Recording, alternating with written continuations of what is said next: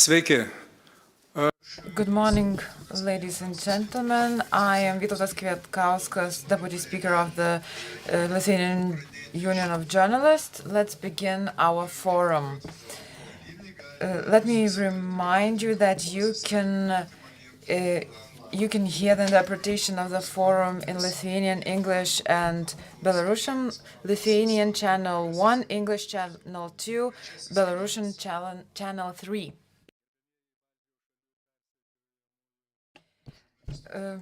Ladies and gentlemen, participants of the Forum of the Baltic States Journalists and Persecuted Journalists. The topic of the forum, reliable and professional journalism, maintaining the highest standards of journalism. The forum is dedicated to maintaining professional standards in the context of war and international conflicts. Journalist organizations in the Baltic states and journalists persecuted by authoritarian regimes who have found refuge here are upholding ethical standards and trying to address challenges of professionalism.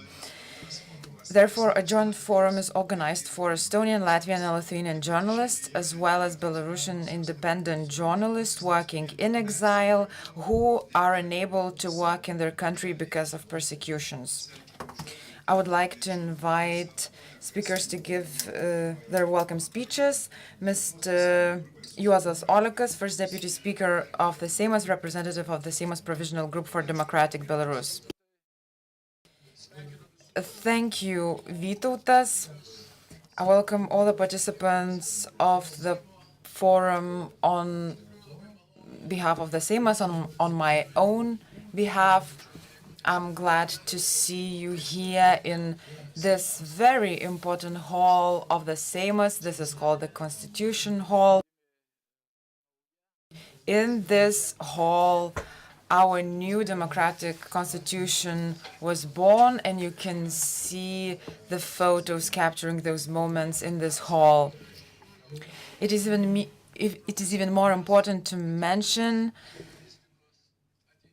the future of professional and trustworthy journalism, because it is a journalism that has led us to our freedom.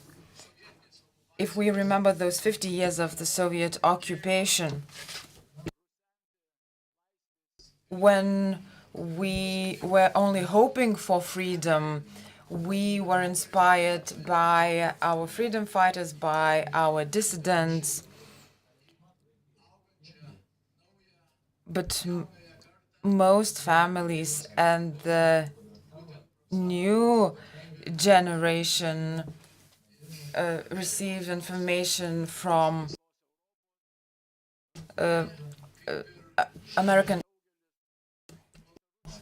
read information from the Voice of America and other foreign journalists, because many journalists could not live in their own country. They lived in democratic countries, and in those countries they would collect information and they try to transmit it to the then occupied Lithuania. That process took many years, and it wasn't easy for those living in Lithuania and for those who lived abroad.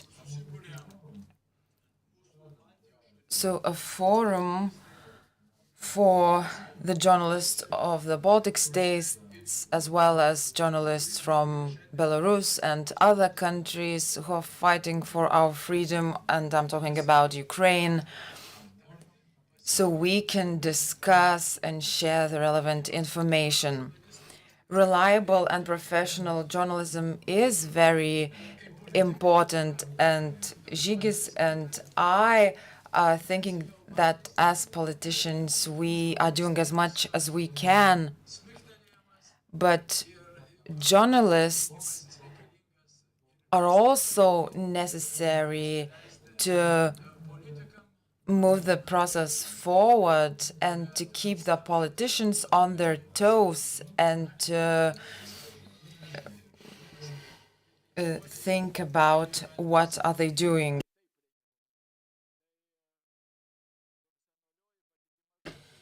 So reliable and professional journalism doesn't allow us to get stuck and encourages us to move forward, whether it's international institutions or national institutions.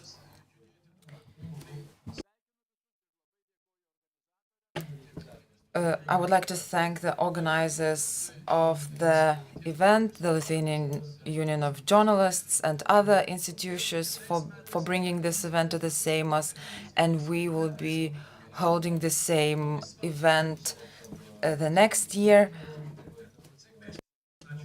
I wish everyone a good forum. Dėkoju gerbiamajam. Thank you, Mr. Olekas, for your meaningful words. And I would like to give the floor to Mr. Žygimantas Pavilionis, Deputy Chair of the Seimas Committee on Foreign Affairs. Thank you. I second everything that Juozas said, but I would like to highlight one word, unity, that is especially dear to me, and it is very important to Lithuania. You have two politicians here representing the opposing parties, and we're still here after the elections and fighting for your freedom. This is a good example how the left wing and the right wing in Lithuania have been working together for the freedom of Lithuania. And the Gotland Declaration, even before the restoration of independence, there was a meeting in the Gotland Island, and the declaration was signed. And the unity between the left and the right is unique. As a diplomat, I don't think we have many examples in the region where the whole political spectrum is for the freedom. This is our key to success in defeating those totalitarian regimes. And the unity between politicians and journalists with their government, it was very important for our journey towards the West. The West didn't want to hear about our freedom, but journalists and think tanks helped massively to break that wall. Juozas and I will be remembering the 13th of January. He was the Minister of Health and he saw the first victims. I was also at the Seimas, and back then no one could tell that our fight would be successful. Look at these pictures. We could not even believe that we would be marking our 20th anniversary in NATO and the European Union, and that we would be safe and well in Lithuania. Wishing success to our brothers and sisters in Ukraine. I encourage you to keep fighting, to stay united. We will be together with you until the final victories. We need to wait the window for opportunity and to be ready to take that opportunity, but you have to be ready for that. You have to be ready to take that freedom. I hope that it happens one day, and I hope it coincides with Lithuanian presidency in 2027. We'll try to open you the window of opportunity. I'm glad that journalists, at least today, managed to gather representatives of the opposing parties to bring to this table. Thank you, Mr. Žygimantas Pavilionis.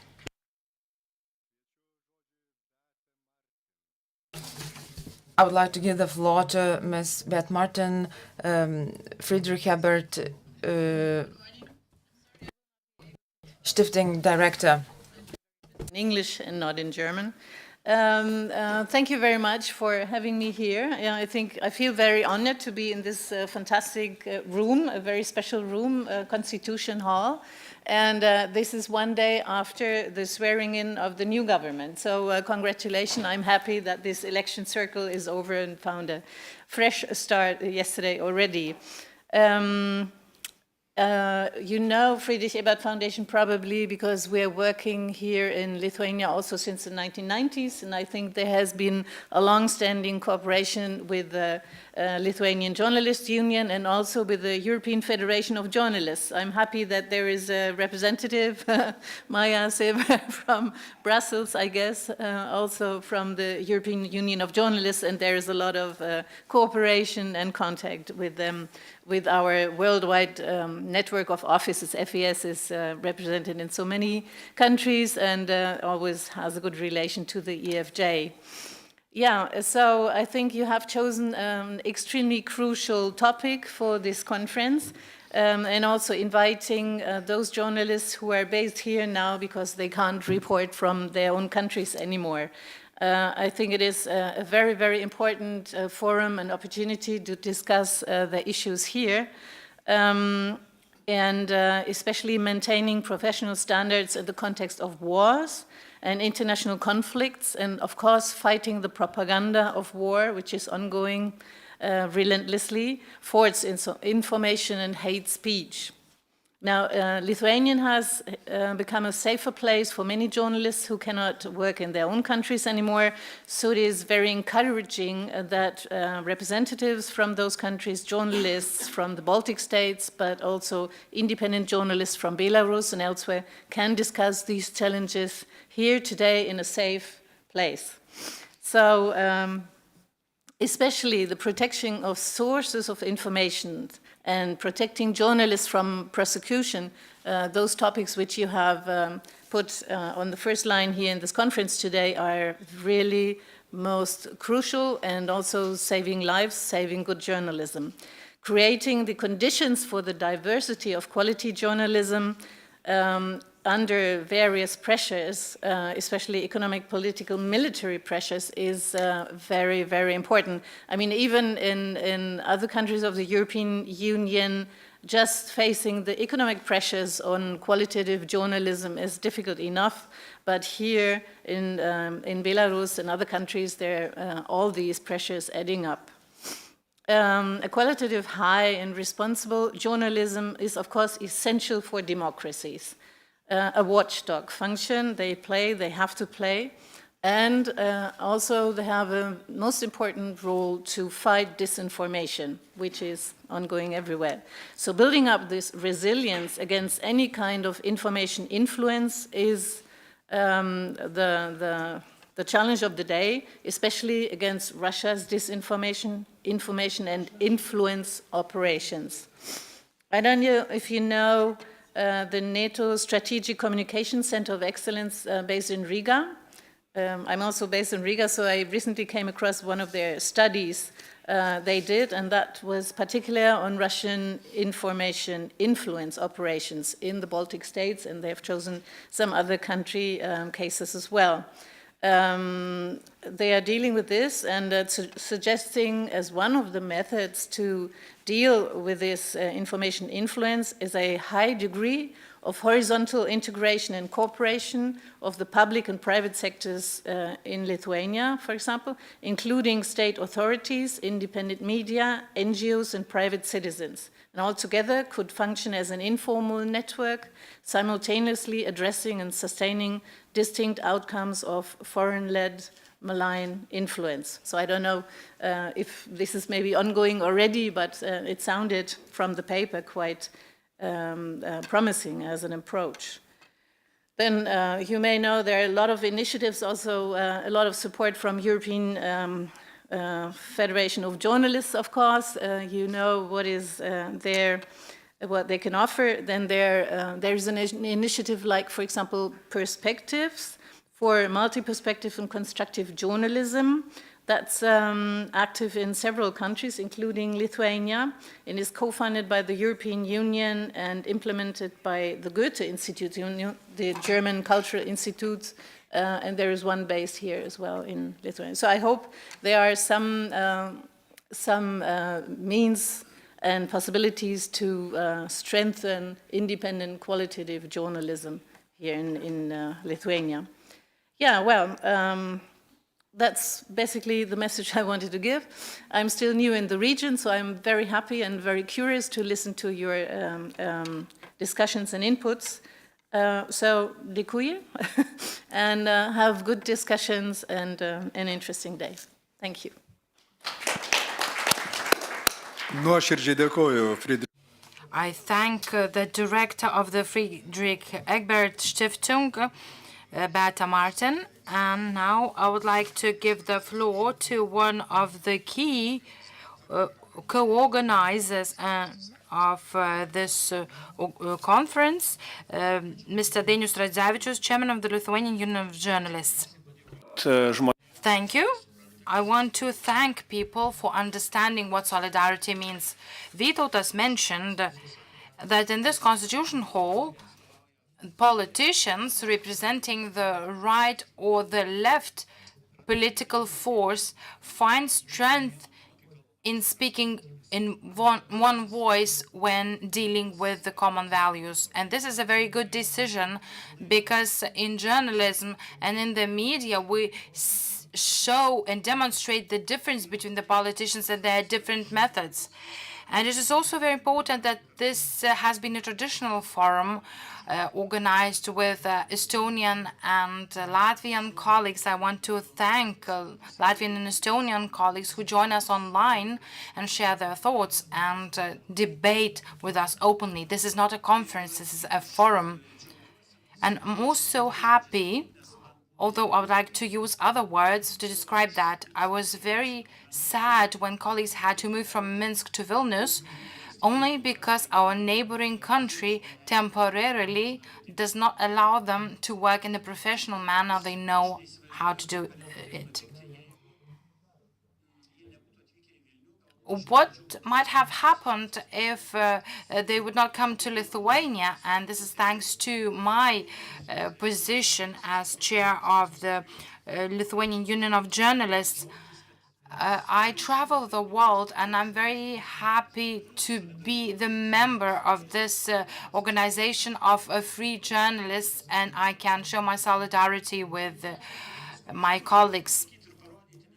Another thing that I wanted to underline is to explain why we need such forums. We've made a lot of mistakes in our journalism in Lithuania. I will show you a photograph of 2016. The Times publication with a photograph of the person termed a man of the year, the new Tsar of Russia. The year 2016, a person who was the head of a criminal state that attacked Georgia, Chechnya, waged war in Chechnya, and there were many other crimes committed.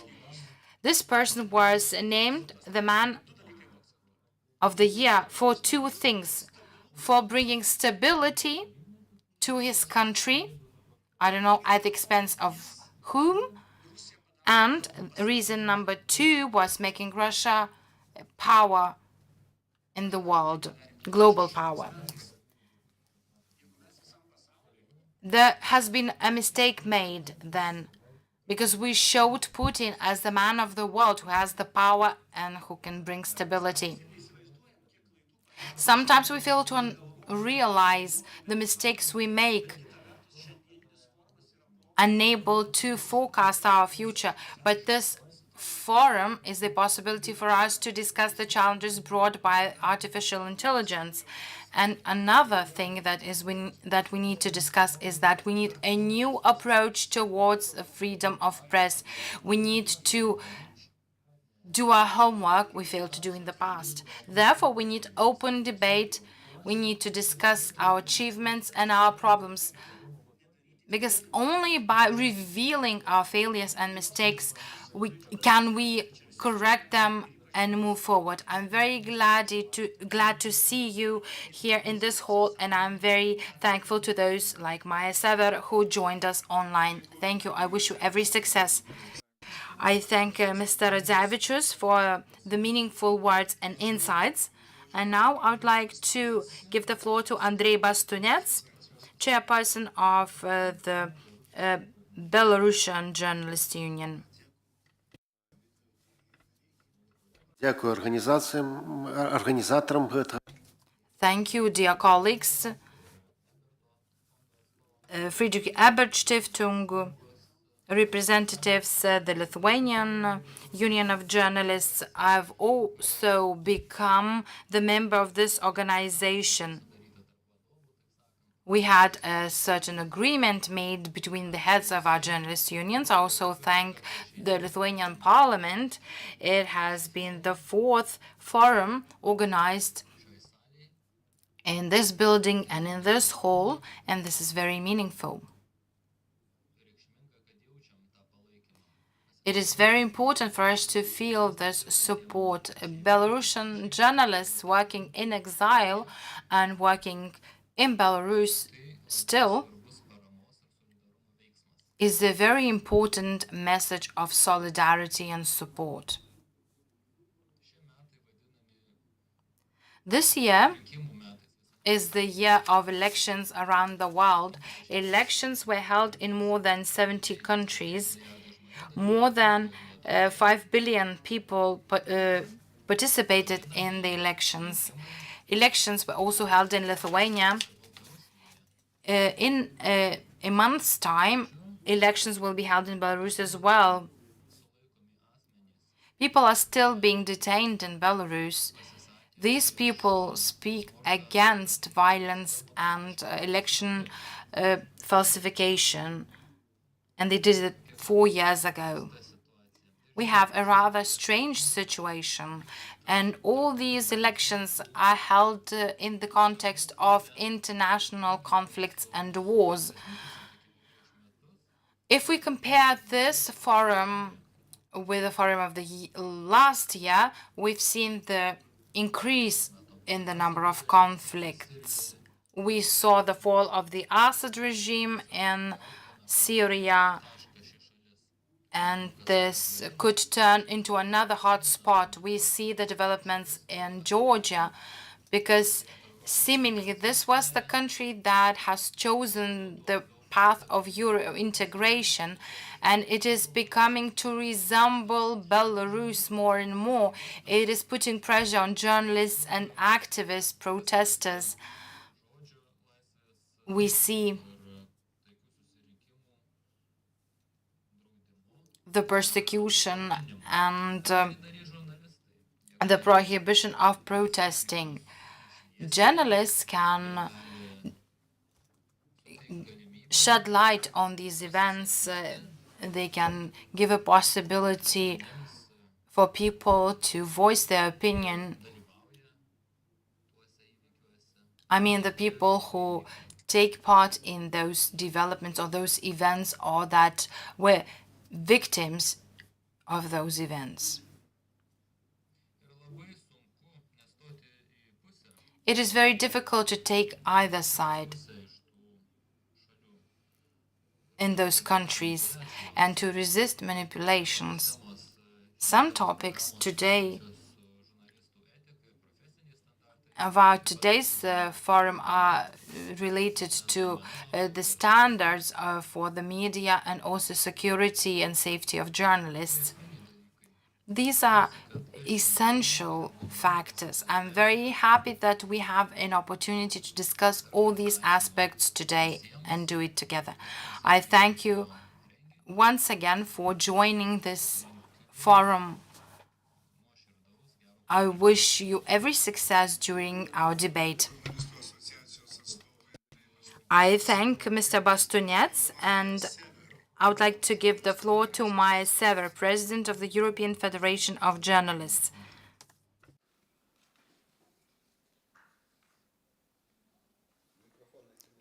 Oh, sorry, I have to unmute me. Good morning. It's earlier here in Croatia. I'm now in Croatia. Thank you for inviting me. And good morning, dear colleagues, dear guests, and dear friends of press freedom. It is a great honor to address this important forum today. Unfortunately, I'm on Zoom. I'm not with you. But I hope that next time I will be able to come. I have to go tomorrow in Serbia, where also situation is very, very worrying. So that's the reason why I'm not with you today. But this conference is more than just a discussion. We already heard about it. It's talks about professional challenges, and it is a symbol of our shared struggle to protect free, ethical, professional journalism in times of conflict, in times of repression, and in times of war. The theme of this forum, maintaining professional standards in the context of war and international conflicts, in this title lies all the very heart of our profession, because journalism is not just a job. It's a calling, it's a responsibility, it's a moral obligation. And I have to say that you, my colleagues from the Baltic states, and the brave journalists from Belarus, working in exile, demonstrate how professional standards can endure even in the most difficult circumstances. Your resilience sends a powerful message to the world. The truth cannot be silenced. Journalism cannot be broken under pressure, and solidarity remains our greatest strength. Solidarity is not just a word. It's not just a title. It is what binds us together. When one journalist is in front of a barrier, we all feel it. When one journalist finds courage, we are all inspired by it. Solidarity is the force that allows us to stand against censorship, disinformation, pressures, political pressure, attacks. Today, as we face propaganda and fake news weaponized to show division and fear, professional journalism remains the only defense against the chaos of disinformation. This is especially clear in Belarus, where journalism has become synonym with the courage and resistance. Journalists there face unjust accusation, imprisonment, and threats simply for doing their jobs. Those who you force to work in exile shows us that borders cannot stop the truth. Your work symbolizes hope, resistance, and professionalism. One of the key questions raised on this forum is also, I saw on agenda, Media Freedom Act and protection of journalists in European countries. How can we ensure the safety of journalists and protect their sources in environment of increasing pressures? This is not just a question of legal frameworks, it is a matter of political will and societal responsibility. The protections of journalists, it's not just about their rights. It's not just about our rights. It's about protecting citizens' rights to information and to the truth. When journalists cannot work freely, society is denied its right to know. That's why it's our collective responsibility as journalist organizations to remind governments and institutions that free media, it's not the luxury, but the foundation of every democratic society.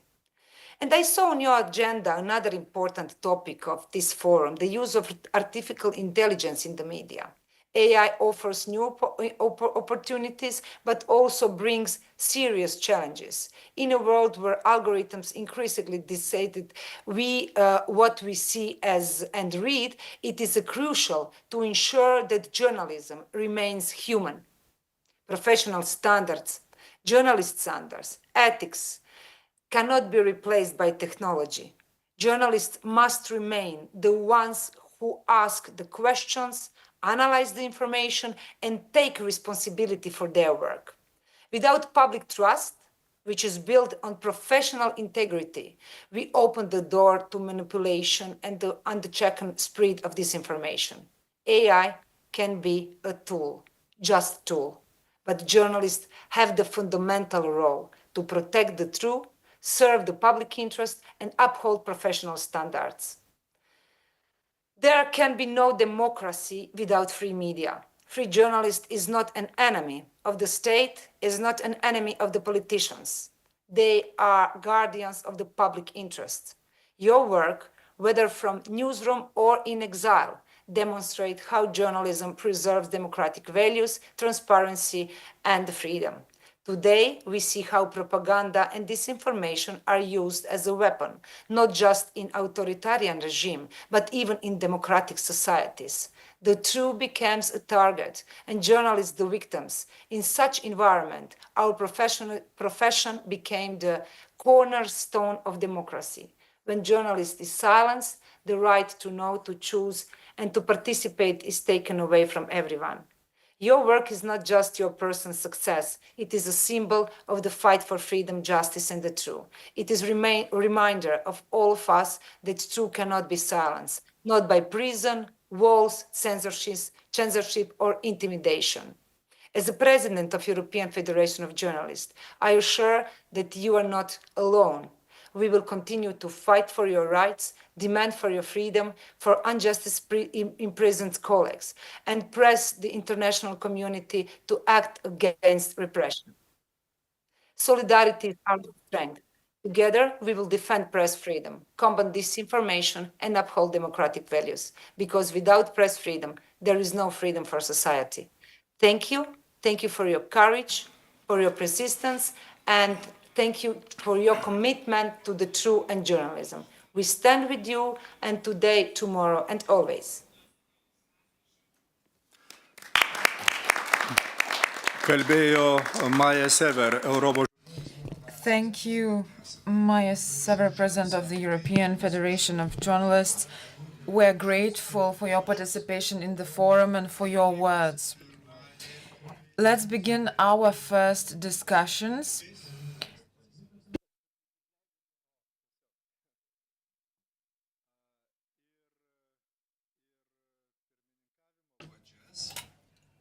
And I now hand over the chairing of the forum to Mr.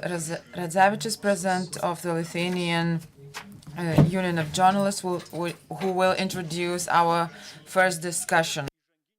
Thank you, Vytautas. Thank you. I would like to thank everyone for their welcoming remarks. An important piece of information.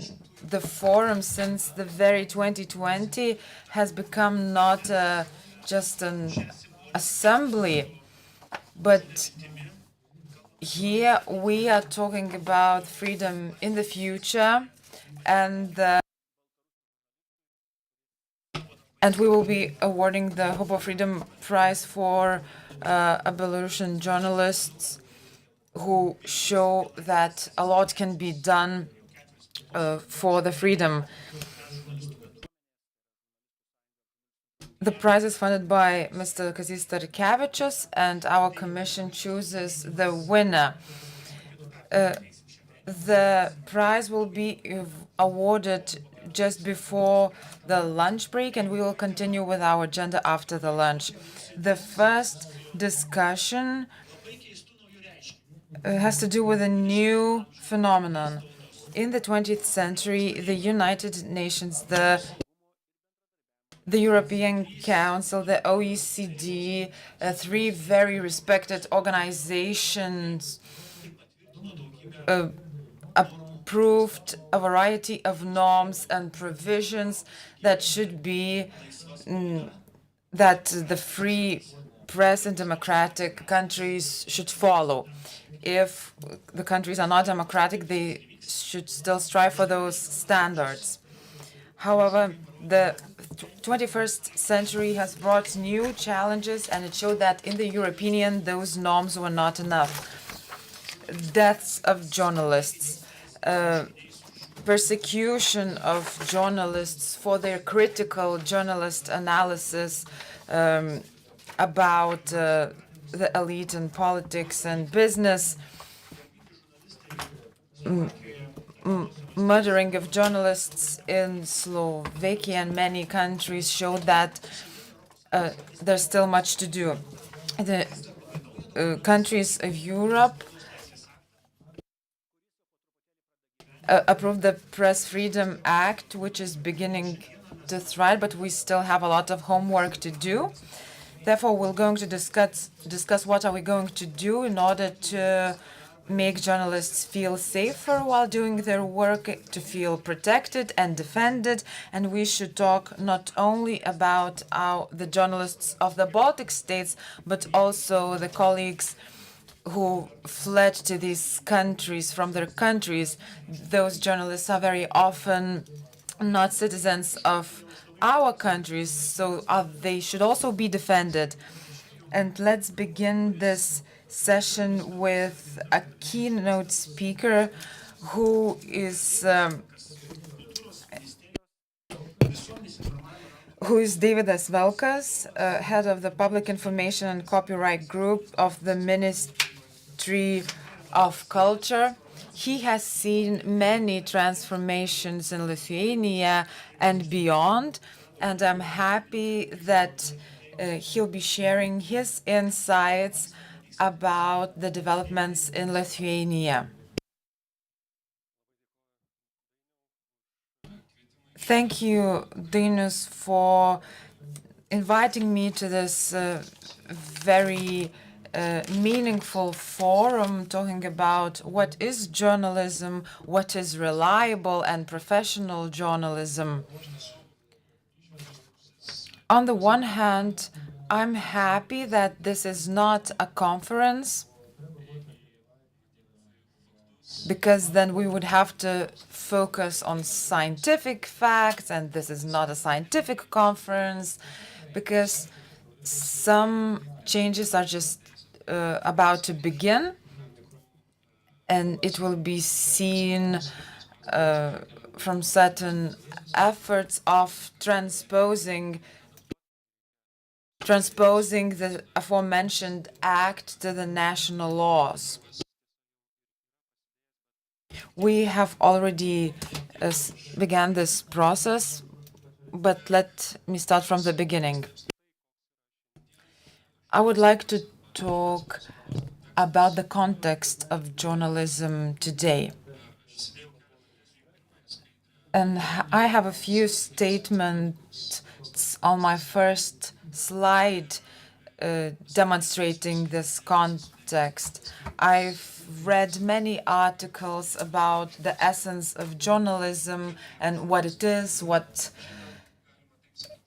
journalism is dominating. There are many variations of journalism: news journalism, opinions journalism, facts journalism, analytical journalism, and this is not a finite list. But I have a question: what is the real journalism? Because when we divide it into many forms, we may lose the sense of the journalism itself. What is the essence of journalism? Journalists sometimes discuss that it is impossible to determine the real truth. And what is the truth in the first place? This question is raised even in the Holy Scripture. And it's important to have our connection to the truth, no matter how hard it is to find out the truth. The amounts of contents are increasing these days, which is difficult for both the consumers of that information and journalists, because in that variety of pieces of information, variety of genre, journalists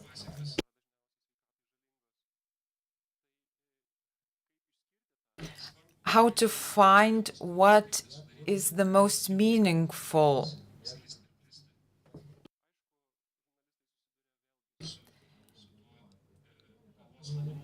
Journalists face challenges in the fight for the attention of the audience, because there are many people in this country who would like to enjoy the rights of a journalist, but they forget about the duties of journalism. When I talk to young people in Lithuania, it is difficult to hear an answer that their sources of information is the media. It's a challenge for journalists and media outlets how to attract attention, how not to disappear in the ocean of information. Some events might be very important for the society. Journalists fight for the audience attention with social networks, and various surveys show that young people in Lithuania look for information in social media platforms. And journalists very often lose their connection with the audience. Once I discussed with the students of journalism, and they said that the biggest vice of journalists is laziness, and it comes to the checking the sources, because one has to go to a place, one has to interview people in order to be truthful.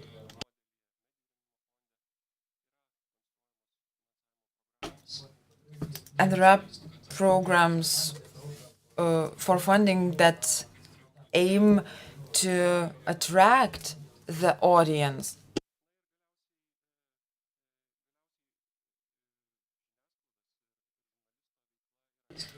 Activities of journalism in Lithuania is observed by 3 institutions in Lithuania.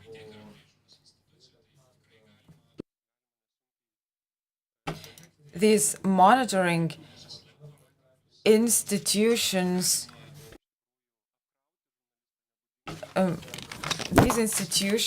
might post certain issues for journalists, but the responsibilities of journalists are also very important, and those institutions have a place in ensuring that. And there used to be a time before those institutions where people struggled to speak against journalists.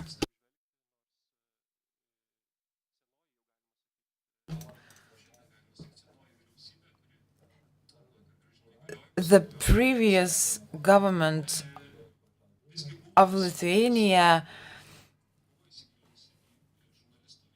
was focused on the context of journalism, and it was included in the government programs certain issues related to persecution of journalists, and efforts have been taken.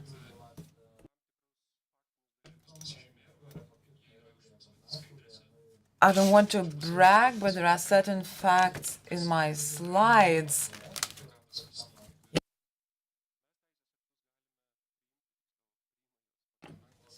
The parliament adopts legal acts after discussions, but certain laws need to be implemented.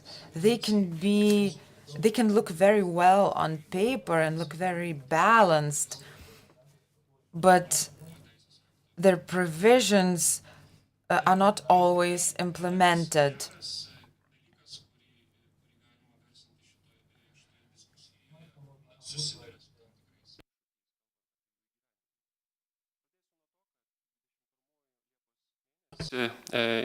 Įgijo žurnalistų.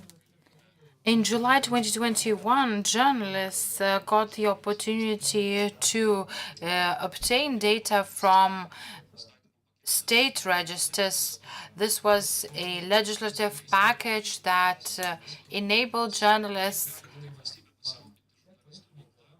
This was a real preoccupation of the work of journalists by the state. So this was the creation of conditions for journalists to obtain information more quickly so that journalists can provide precise, accurate information to the public. So this right is not applied to all the journalists, but it is applied to journalists only. It has not been extended to other groups of society that also wanted to have this right. But the journalists were enabled. Probably in the future we might discuss the possibility of extending this right. And this right can be enjoyed by the journalist who has abused the rights of the journalists. In the beginning of 2023, a new anti-SLAPP legal regulation was adopted that is targeted against certain measures that can, as tool, be used against a journalist and his or her activity by blaming a journalist or burdening him or her with additional work. Although this law has been active for 1 year, but we have no legal cases in this area. This is seen as an advantage for the journalist who wants to avoid criticism for his or her work. In September 2023, the Journalist Security Plan was approved. This is a soft measure. This is a package of measures that was also adopted by a number of institutions. This is a commitment that should be implemented by 2025 in order to facilitate the work of journalists. Many things are included into this plan, but not all of them have been implemented as of today. Some type of training, guidelines for getting information for journalists.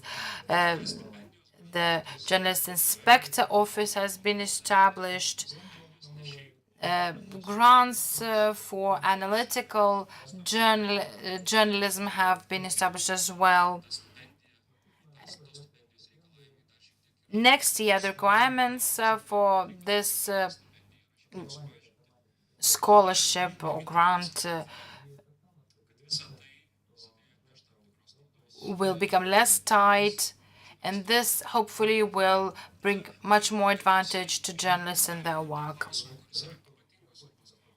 And moving to an item which is very important in journalistic work is the conditions for journalism. The source is for the information of journalists, and the protection of the sources is very important. The legislation provides for conditions, general conditions of that, and this shows the importance to this area of activity. The secrecy of the sources of information is a precondition for journalistic work, both in terms of the prestige and public trust in journalism, and in terms of the very essence of the media. One of the first issues that was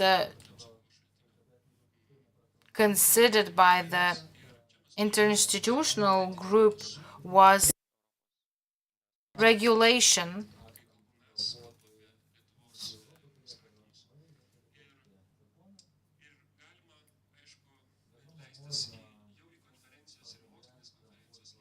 Certainly we can speak on scientific terms, but this is out of the scope of this panel and this conference, because now I have to speak about the specific cases and experience, but I would like to mention some of the challenges that the group has faced. There's a possibility of extending the list of people subject to the protection. This is an extensive list that would cover not only journalists, but also people that are close to the journalist.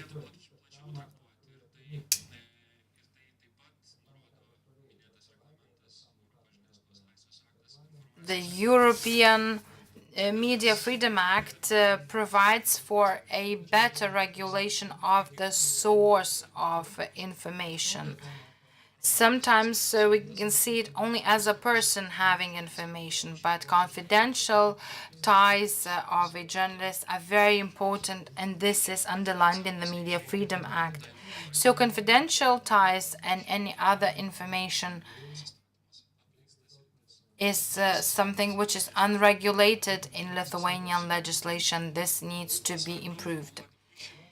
We also need to formulate exceptions more carefully when action can be taken against the disclosure of the sources. The discussion has not ended on that.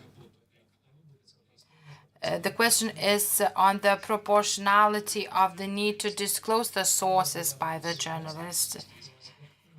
The Lithuanian Constitutional Court has made its decision and conclusion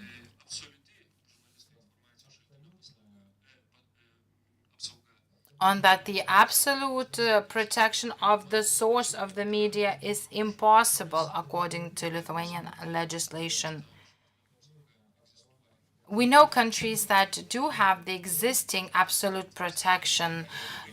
In Lithuania, we don't have that. Therefore, we need to very carefully define the exceptions when the source of information can be disclosed. And this act of disclosure should not be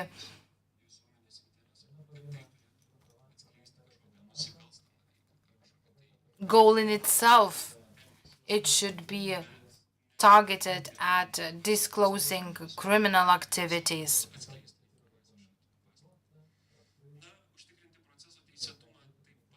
Ensuring the legality of the process is also an important item.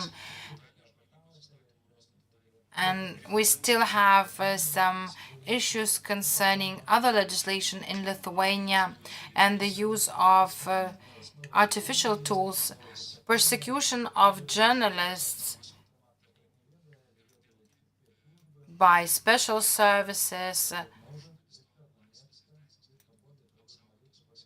is sometimes a threat to the freedom of the media, and in this case, journalists should be protected against the activities of the special services, and maybe some legal counseling should be ensured. I'm sorry for raising too many issues or aspects in my contribution. I'm very happy that last year, thanks to Dainius Radzevičius, we had the opportunity to speak with journalists from Belarus and other countries on the problems they do face, because only by speaking we can really understand those problems. I express all my respect to journalists in exile who are looking for the truth. Thank you, Davidas. Jo, aš Davidui tik noriu padėkoti, kad jis tai I want to thank Davidas Velkas for his explaining the debates in the working group. I invite you all to take interest in that, because when we discuss the journalistic work, some practical issues, close families, protection of journalists, we see that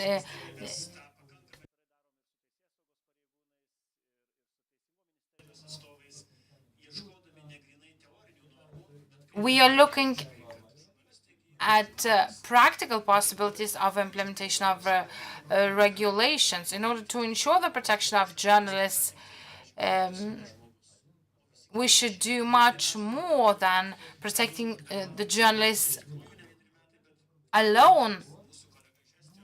And I would like to give the floor to Agor Gashkov, our colleague from Estonia. He will share his insights on what is going on in Estonia, and if there are any discussion on the Media Freedom Act. Mr. Gashkov joined us online because he was not able to participate in person. He is on Zoom. Do we have Mr. Gashkov? Greetings from Estonia. Well, European Media Freedom Act.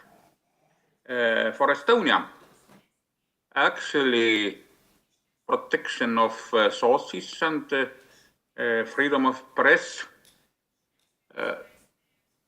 was okay before that act also.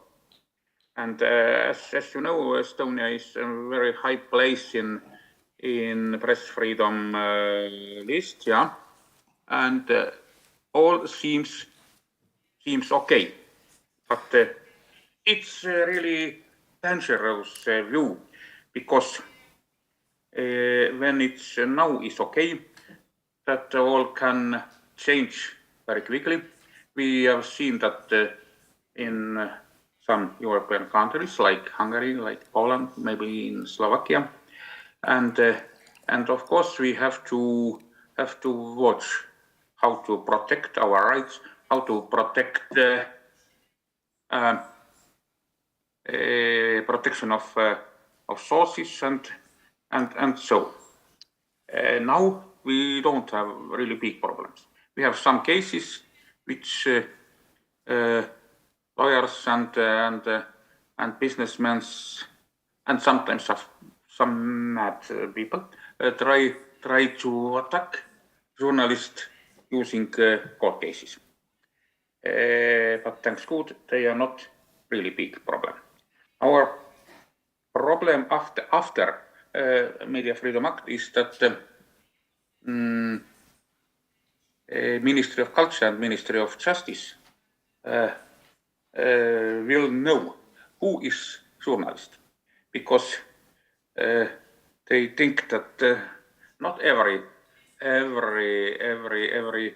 people can use protection of sources and could get official information. The biggest problem maybe is police and court cases. And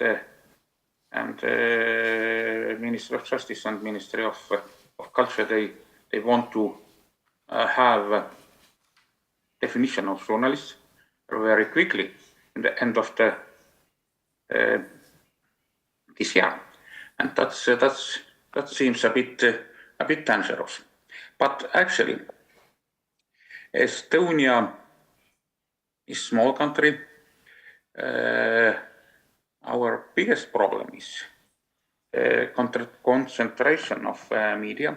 We have two big media houses. The biggest in Baltic states is Postimees.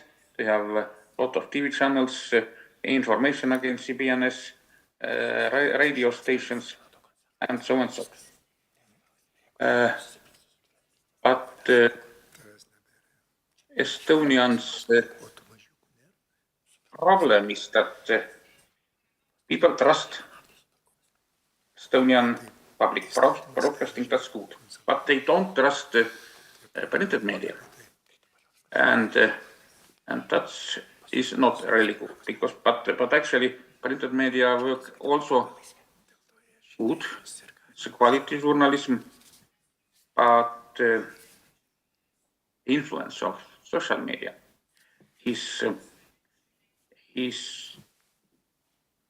growing up, and social media here in Estonia, in front line of information war, hybrid war with Russia, is big. Russian propaganda, it's not only in Russian-speaking community. They also have big influence in Estonian-speaking community, because bad economical condition in Estonian budget, people don't trust government, people don't trust mainstream media, and they sometimes tell that mainstream media is like propaganda, government propaganda. It's of course not right, and we have to be work that people will more trust media. I mean not media, but journalism, press, and that's maybe the biggest problem here in Estonia. I don't know how is relationship between press, classical journalism, and social media in the other countries. I don't know how is in Lithuania, how is in Croatia or Germany or Belgium, but in Estonia, people more and more trust social media, fake news, and I think that is actually awful, because the security situation in Europe now, I don't like that. Well, that's actually the biggest and most important things here in Estonia.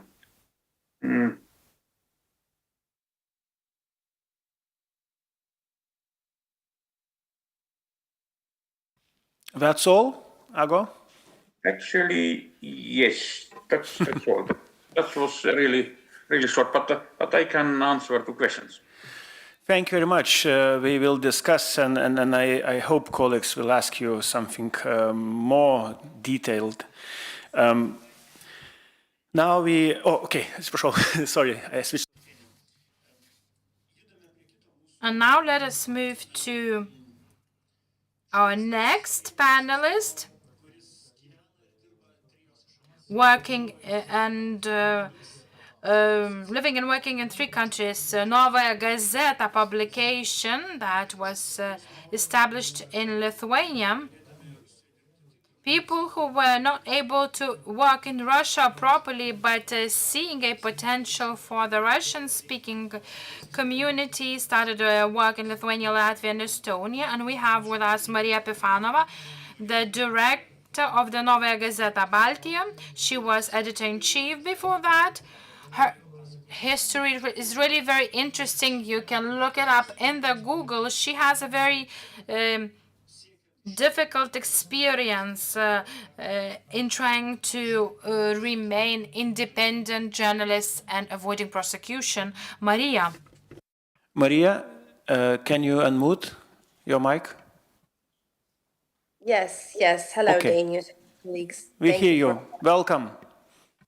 Yes, thank you for inviting me here today. I just wanted to make a very simple clarification from the beginning.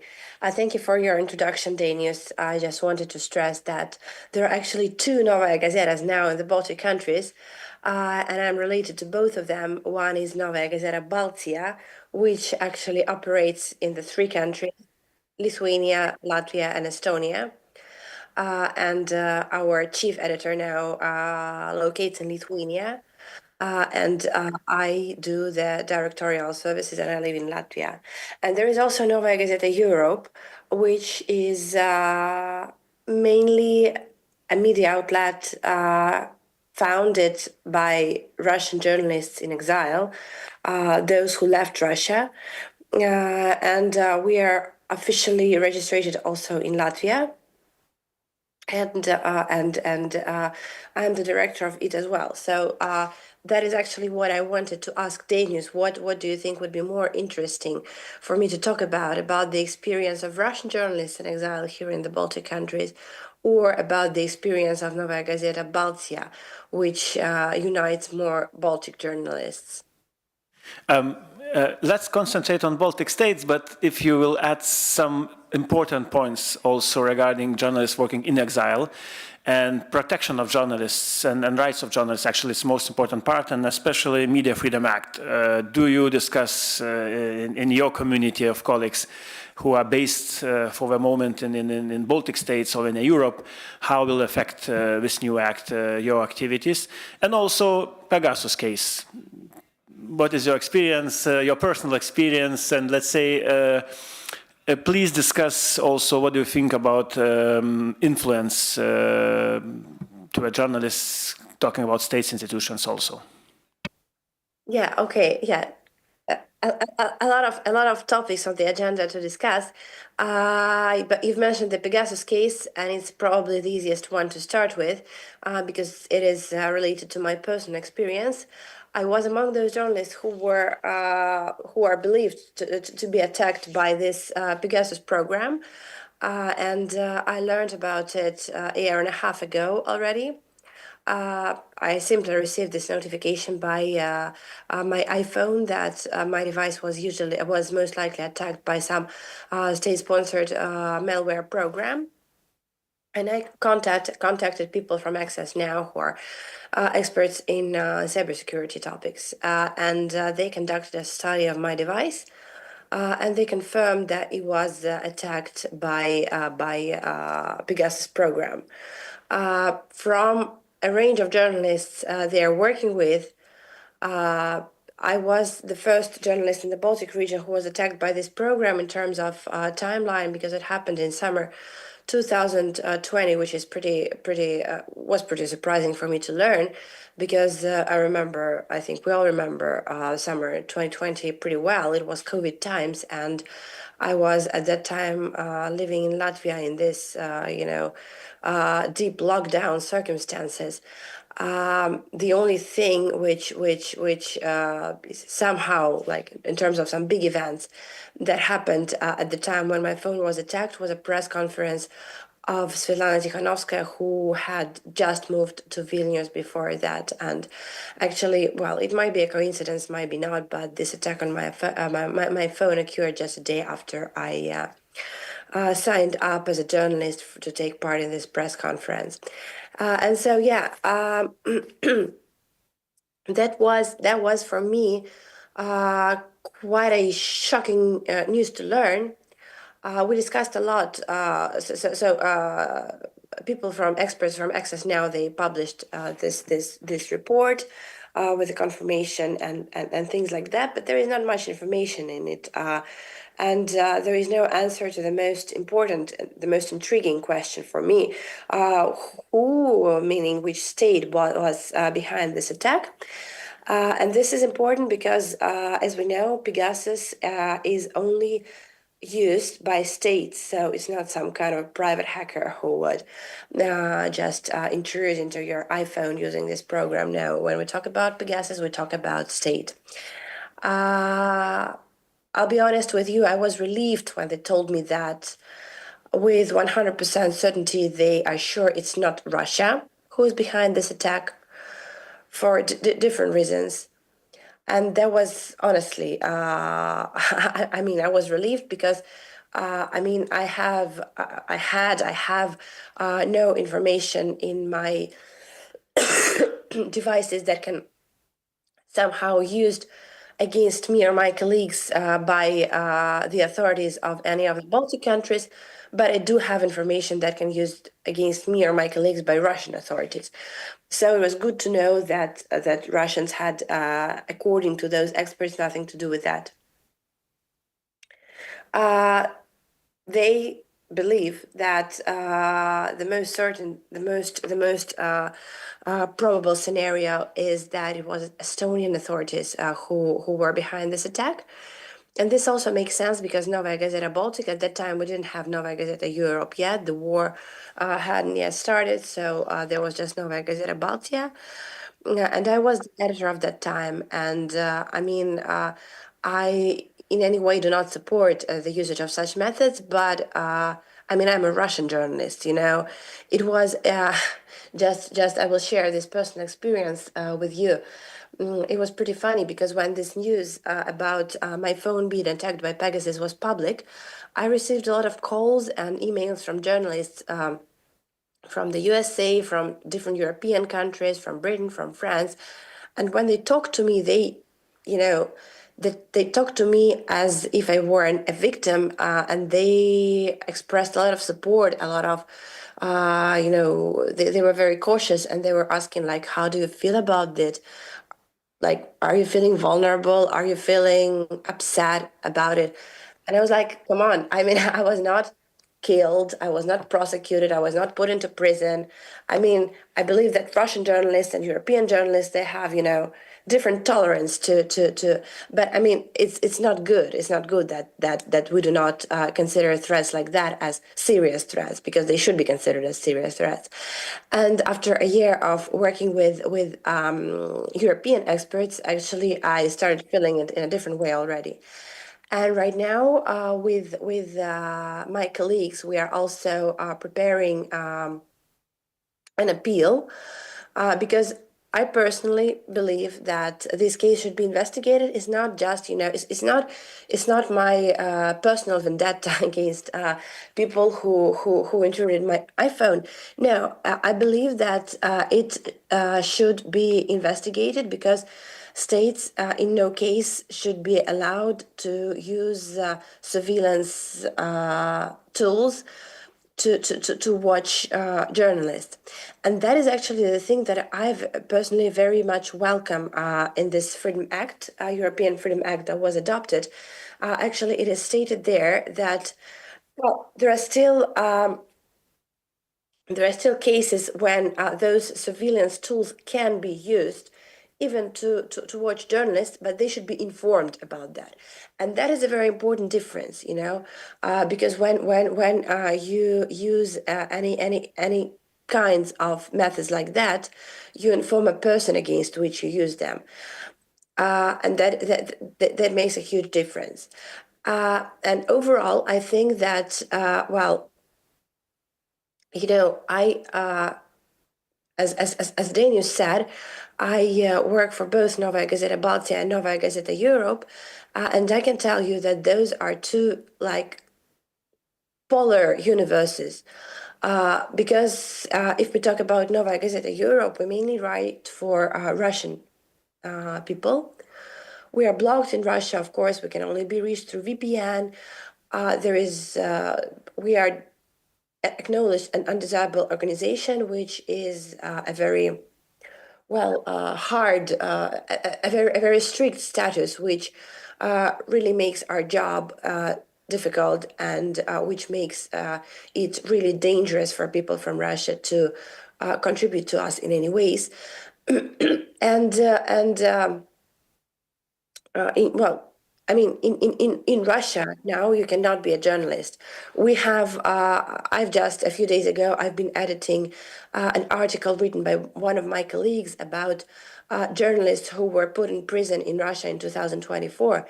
And it's a very shocking text because people are prosecuted for what they call fake news, and things like that. By fake news, they consider any information disclosed about war in Ukraine or Russian army or things like that. So compared to that, of course, life of I'm sorry, did I think it's okay. Yeah. okay. Yeah, so I was saying that compared to that, work and life of a journalist in the Baltic states is looks like heaven, but still there is large room for improvement, and this European Freedom Act is its aim is to improve it. One, I've already mentioned that it actually limits the possibilities of states to anyhow watch journalists, to anyhow limit journalists. Another thing which is very important is protecting journalistic sources. That is also, a very important thing because, again, having this experience of working in Russia, I must say that this is sometimes very crucial, because you cannot build. Novaya Gazeta back in Russia is famous for its investigations in the field. And it is something that you cannot do without sources. You cannot conduct an investigation without having sources. But to have sources and to work with them, you must know that they will be safe. So again, protecting sources is something that should be regulated by legislation, and hopefully it is now. So I think that is something that I wanted to say from my side, and I would be happy to answer any questions if there are such from your side. Thank you very much. Maybe you can. Oh, okay. Applause. Maybe you can add just a few points talking about, let's say, competition between media, and I would say one aspect is very important. Nowadays, because of let's say, of policy and politics of Russia, Russian language is very toxical in many countries, as well as for journalists. Maybe you can add something or comment how difficult it's for you to operate in your language, I mean Russian language originally. It is a case for you also as well, or you can... Of course. Yes, of course, it's a case for us as well. You have used a very correct word, toxic. Russian language is becoming toxic, and like a very simple example, I live in Latvia, as I said, and you probably know that a new security strategy was adopted in Latvia, and according to this strategy, all public media in Russian language will stop broadcasting from January 1st, 2026. And by public media, I mean those sponsored by state, and those are Latvian television, Latvian radio, LSM, which is a website. And those are very important sources of information for many Russian-speaking readers and viewers in Latvia. And they are actually a very large group. According to the latest statistics, it's about 38% of the population who consider Russian language their native, and they consume content in this language. And of course, this security strategy doesn't mean that media in Russian language will be in any way banned. So in that case, it doesn't influence us, for instance, in any way, because we are private media. But still, it changes the context very much. And talking about the audience, the Russian-speaking audience, I would say that it is a huge loss for them that they would lose Latvian television, Latvian radio, LSM in Russian language, because being public media outlets, they are, I would say, very balanced, very neutral. They do not have any side. They just provide this high quality information, high quality news. They have some also, programs, especially on the radio. They have some programs about life in Latvia, about some cultural background, about some interesting events, about what is going on. And people enjoyed listening to them in their native language. And I understand why this is going on. And I understand why Russian language is becoming toxic. I mean, it's, but still, to me personally, it looks much as an emotional, not a rational decision, because I very much believe that if you want to fight for your for your citizens, for your inhabitants. And you must do it. You have no choice now because the information war goes on. And Russian propaganda, that is one thing we must keep in mind because it is obvious. Russian propaganda is very talented. I mean, it's evil, but it's talented. They know how to fight for people's minds. I mean, if Baltic states, Latvia, for instance, wants to win in this fight, it should also do it in Russian language because by closing public media in Russian, of course, well, I would say that Latvian authorities push Russian-speaking inhabitants into, this welcoming Russian propaganda sources. So I believe that in this situation, our role as private media in Russian language increases.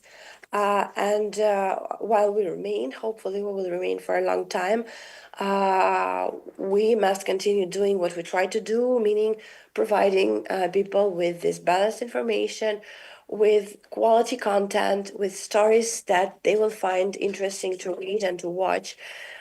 Because now it's only in Latvia, it's only private media left to do that. Okay, thank you very much. Thank you, Maria. Please stay if you can for like a couple more minutes. Maybe we'll have some questions. Now I move to Imants Liepiņš, a good friend of Lithuania and Latvia and Estonia and colleagues who are doing independent journalism. He's one of leaders of Latvian Journalists Union, but also I usually say he's just a journalist. He's good at journalist. And Imants, the floor is yours. Please react maybe to some topics which was discussed before, but also mentioning Media and Freedom Act as well. Thank you. Labas dienas, kolegas ir žmogas. First I would like to continue on this legal aspects of journalism in Latvia. Before last year and the year before, I told those of you who were present at the conference, I told you that the situation with the journalism in Latvia is very bad. Well, there is a change. This year it got even worse. So we are experiencing all the same problems with strange lawsuits and legal problems and unwillingness of the state institutions to cooperate. And let's hope that the situation will change next year. But I would like to add some experience with this Pegasus spyware. We heard about the case in 2020. A couple of years later, it was founder of Medusa, Galina Timchenko. She also found this Pegasus spyware on her phone. And the Latvian institutions were like eerily silent about it. So when it happened, we went representatives of 3 journalist organizations, including the one which are like home for those Russian opposition journalists who are now working in Latvia. We were actually invited by the Ministry of Interior Affairs and the police deputy chief to talk about this. So we found out that the authorities said, of course, these are not us, these are not Latvian authorities who are spying on somebody through this Pegasus. So they suspected that the Russians have paid somebody for example, in Hungary, which is a European country, but very diplomatically close to Russia, as we all know, and or somebody else like that. So authorities in some kind of intermediary country have licensed this Pegasus spyware from Israel to spy on journalists in Latvia, based in Latvia. When we asked the deputy police chief, so why don't you tell it publicly? He told that the legislation in Latvia prohibits them from commenting on state secrecy matters, including all kinds of spyware. So even of course, the Latvian authorities are not spying on journalists. They are not allowed. They are not at liberty to tell it in public. So they choose some kind of strange private meeting format to tell us that, of course, there were those who are spying on journalists are not Latvian authorities. And the funniest thing is that we now must believe them. So this remains an issue, and like all the others, yes, we heard about Estonian experience, we heard the Lithuanian analysis, and of course these are all the same issues and questions that are relevant to us in Latvia. Now about the issue of Latvian and Russian languages in media in Latvia. Yes, there is a decision taken that all the public media must be only in Latvian or in some minority languages. And the state media in Latvia, if you look at lsm.lv, you will find not only Russian but also Polish and Ukrainian sections of news. From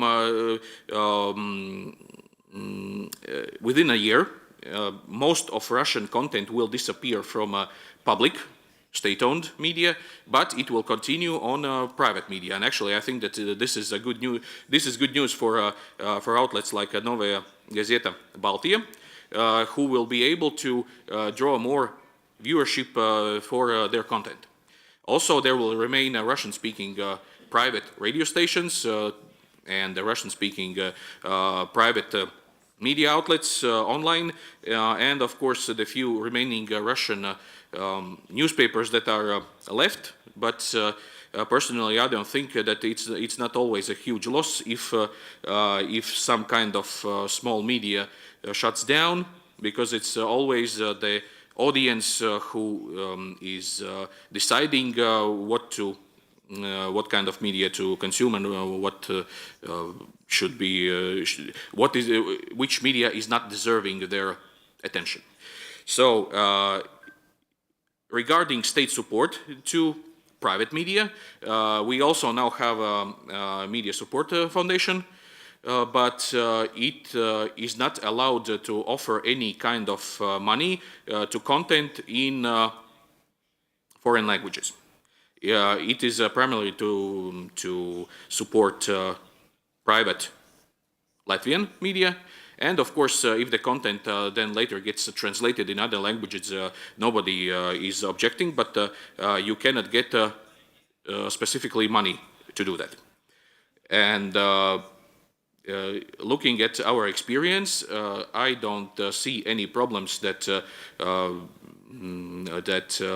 media environment is getting more Latvian in our country, because we see from our experience that integration of society can happen only when grounded on the principle of official language. We have about 30% of Russian speakers in Latvia. And for 30 years, we have had separate media environments for Latvian audience and Russian audience. Those of you who are Lithuanians and you have only 3% Russian minority, you can't imagine how it is when you have to organize translation for your content to Russian language, because if you work for a regional media, for example, which caters to a city where half of population is Latvian and half of population is Russia, like in Jurmala, you don't have you have to do double the work and you still get the same income for your work.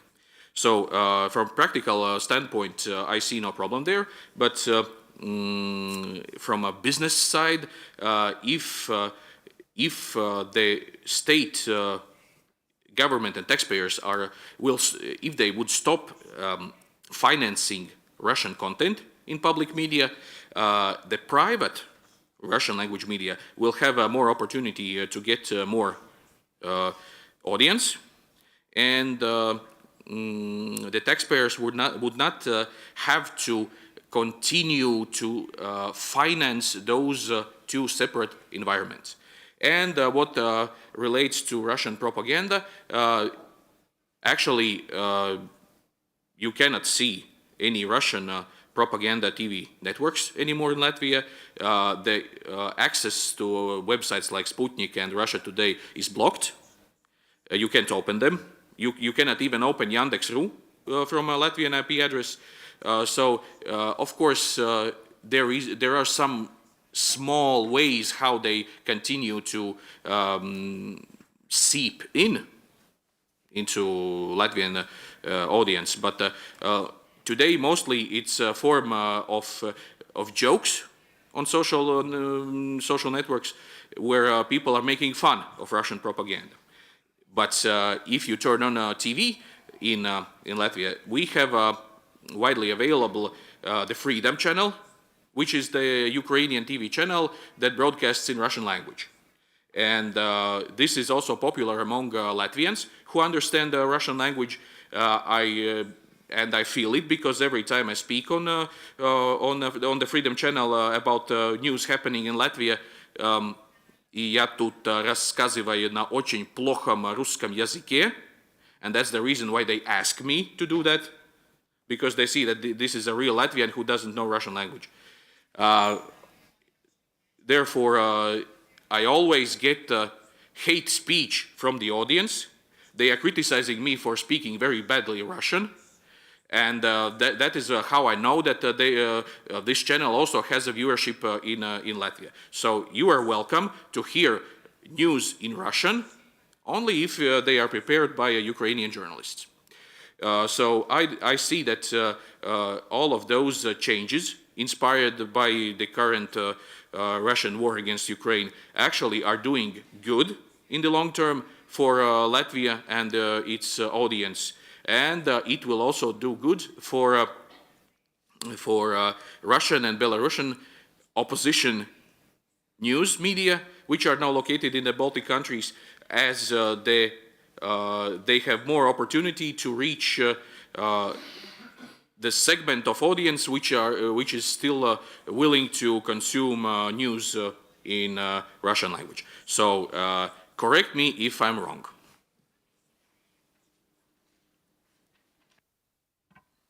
Paldies.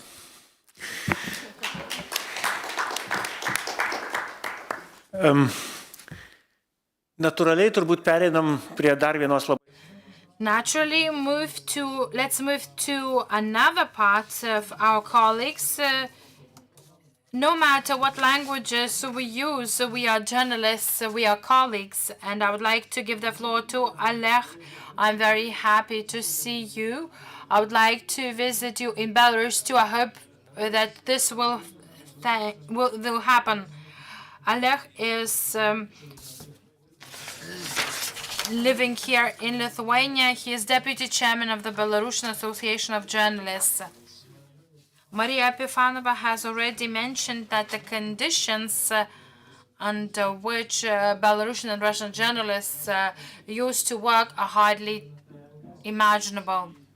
But moving to free democratic European countries brings also new challenges to them that are even more serious than those that we face, because those people live between two worlds, between the community here and their friends and family members that stay in Belarus, and also those who live and work and know or do not know the threats that exist in Belarus. Oleg, the floor is yours. Шановне господарство, сапраўды мы журналісты, прадстаўнікі беларускага медыасектара, па-першае, удзячны праблем тых беларускіх журналістаў, якія... We're grateful for the attention for our problems that Belarusian journalists suffer behind the bars of the Lukashenko regime. If we looked at how we could defend the rights of these journalists, we have to bear in mind that our Association of Journalists was established in 1995 as a reaction to the repressions which took place when Lukashenko became a president. They started closing the newspapers and detaining journalists. There was pressure applied. Therefore, the Belarusian Association of Journalists was established. During all of those years, we defended the interests of journalists. We participated in legal proceedings. We went to the parliament. But in 2020, the situation changed drastically. And looking at the current conditions we're working in, let's look into numbers. On our website, we have 37 names of journalists who are imprisoned. I know there are more than 37 because many of those journalists before the detentions, they asked the media not to announce that someone has been detained and interviewed and interrogated.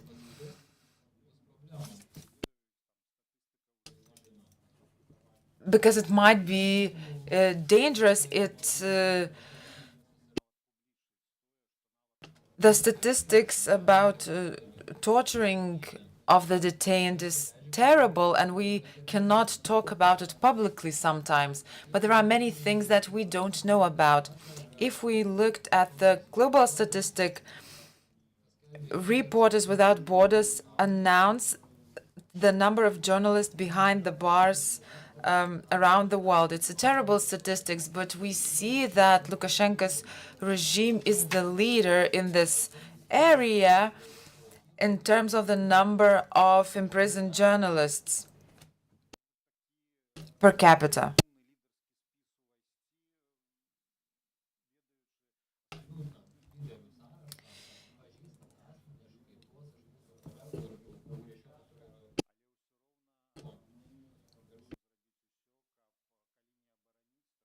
But we're trying to do everything to at least defend or at least diminish the consequences of those repressions.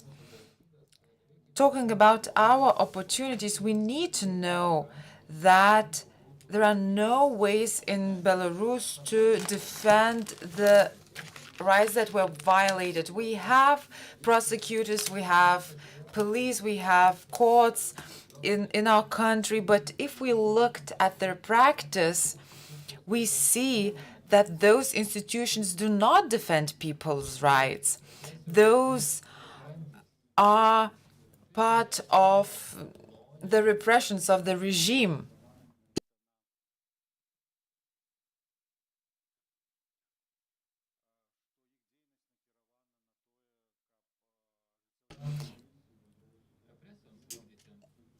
And their activities mainly revolve around repressions.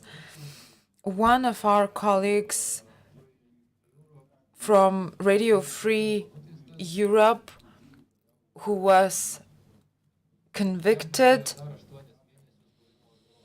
his prison sentence was extended by 8 months. And this is the breaking news. I found out about this during our forum, and similar events happen in Belarus every day. Describing the situation in Belarus, 2 weeks ago with our colleagues,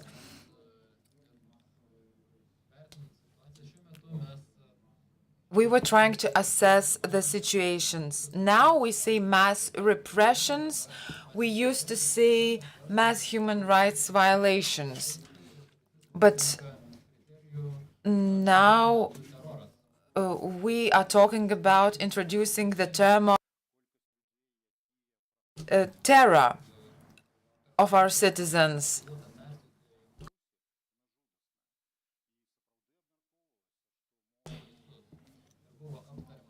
And we discussed that there are no mass killings, there are no concentration camps in our country. However, many other manifestations of repressions are taking place,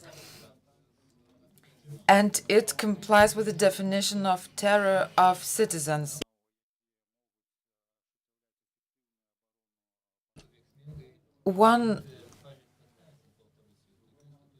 There are no institutions who could defend the violated rights. And at international level, the Lukashenko's regime denounced one mechanism that could be used to defend Belarusians' rights. It's a UN mechanism.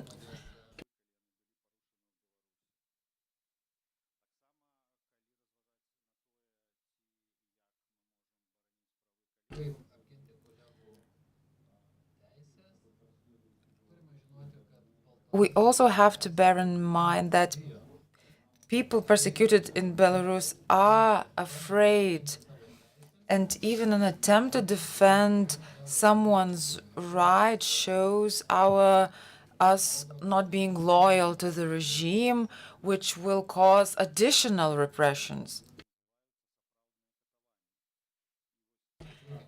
And we know that such people are being tortured, and I see similar situations quite often. People are also afraid to be persecuted for appealing the Belarusian Association of Journalists. Our organization was declared as an extremist organization in Belarus, and there are 8 people in that organization announced by KGB as terrorists. Talking about the community of journalists, there's more than one cases in which people are sentenced if they agree to give interview to those media outlets that are seen as extremist in media outlets in Belarus. They're sentenced for 2.5 or 3 years of prison for giving an interview.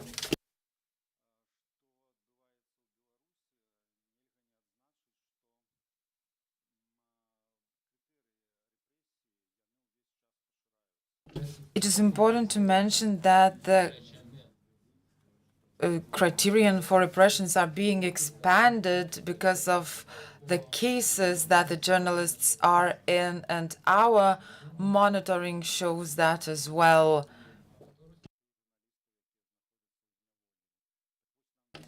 Our association supports members of the families of those journalists, and even those people who receive our help are being persecuted for the fact that they receive the help.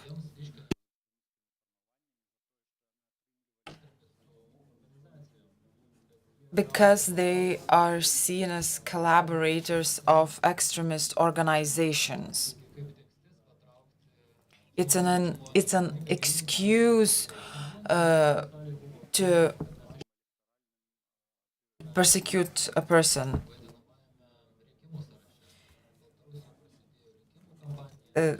Election campaigns have started in Belarus, but we can see that the election will not be taking place. All the usual criteria of normal elections are being ignored. There are many violations of the procedures, and we can see that there will be no election in Belarus.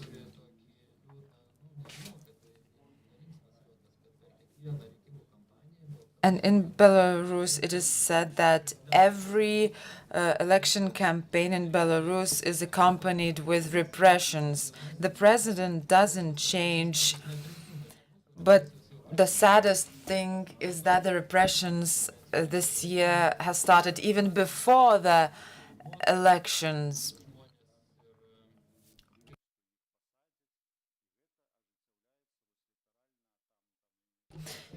People are being persecuted, searched, threatened, and all of that happens just not that far away from here. It is difficult to compare that with repressions in Europe, because not many countries have encountered things that Belarusians are enduring now.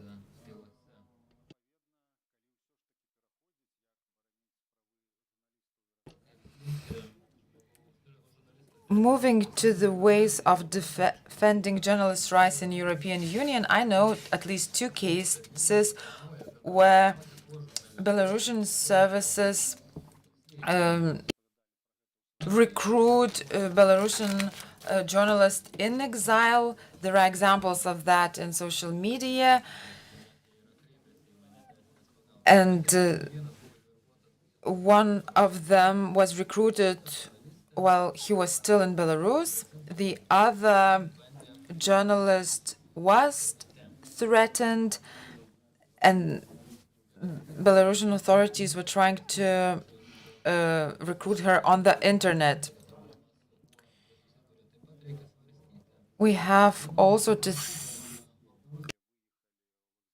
I understand that Belarusian journalists who fled the country, they are legalized on the so-called humanitarian basis.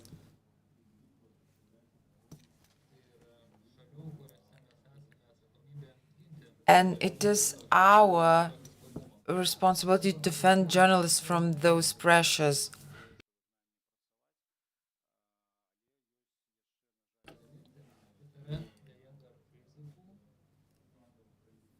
There are still many risks when defending the rights of those journalists.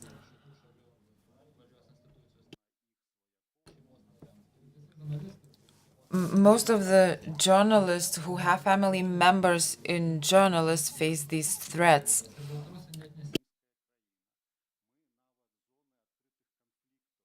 Зони гвалтовного тероризму.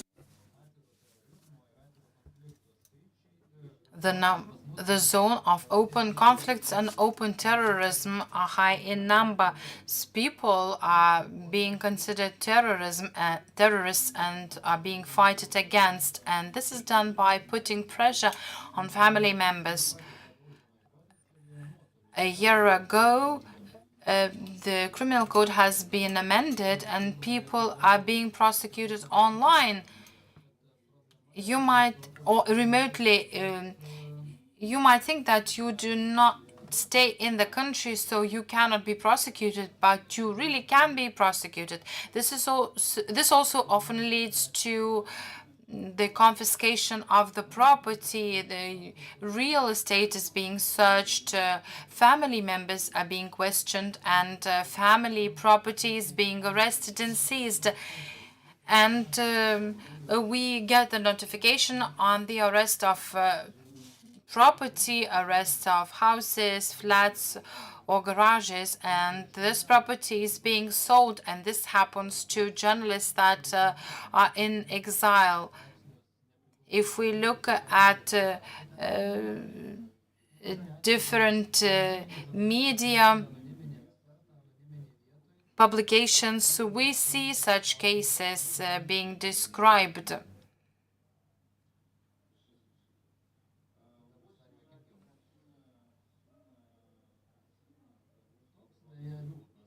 Unfortunately, this is a sad picture of what is going on in Belarus vis-à-vis the journalist community. The repressions against journalists cannot be stopped. I do not have any idea how to do that. Sometimes we see the willingness to help and to do something, but there's no idea on how to do it. The only thing is mediating the outcomes of the repression, helping family members, helping the families of the deceased, covering the expenses of people prosecuted. We are doing this every year. More than 100 of journalists received such support, but protecting them is not that easy in the country which has no necessary mechanisms. Thank you for your attention. If you have any questions, I'm ready to answer them.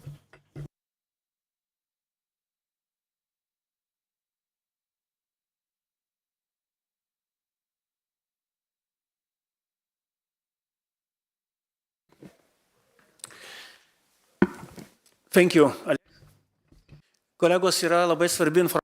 Colleagues, now very important information, some technical information. Please do not forget that soon we're going to have a lunch break, and we are going to have lunch all together, and in an hour's time we'll have to come back. Laura Zhukienė will be moderating the second part of our forum.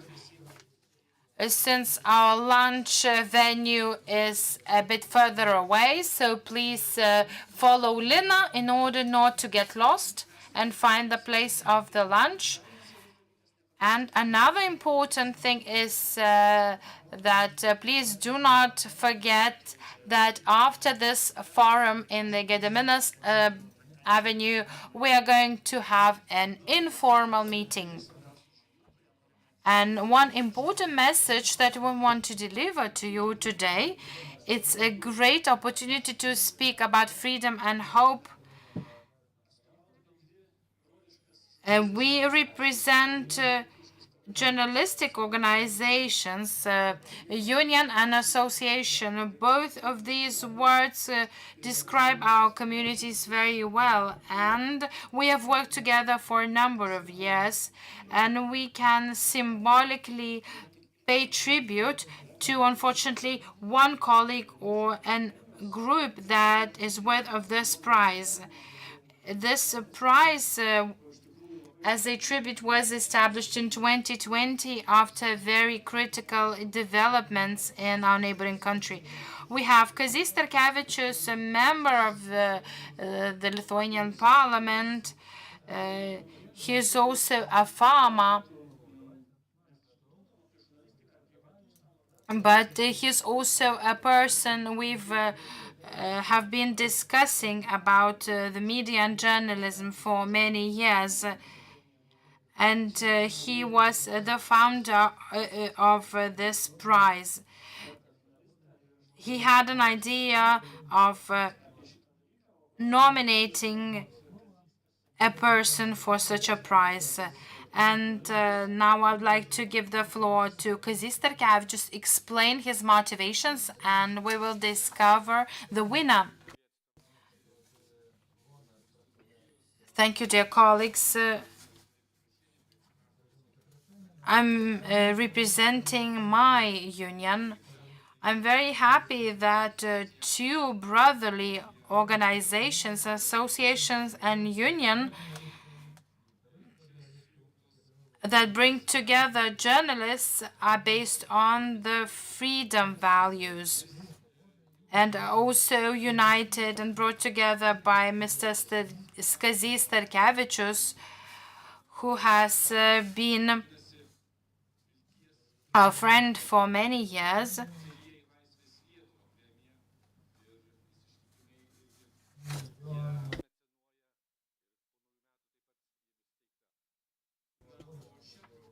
And on this occasion, I would like to recall Davidas Velka's remark about the truth. The journalist association that is based on Christian values. I recalled the words from the Holy Scripture about the truth.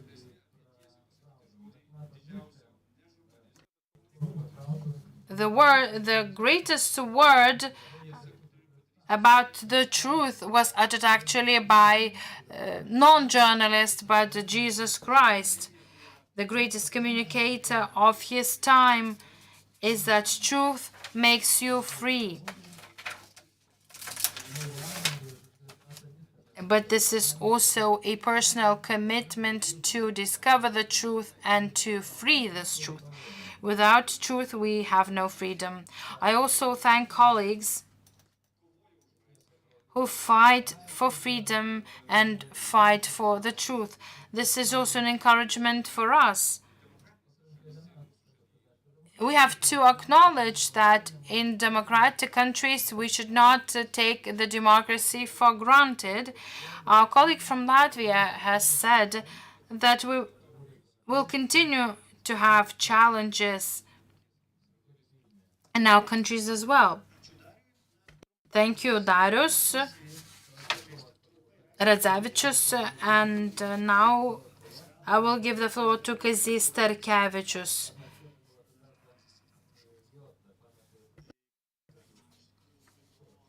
It is a great honor for me to give this prize for the 5th time.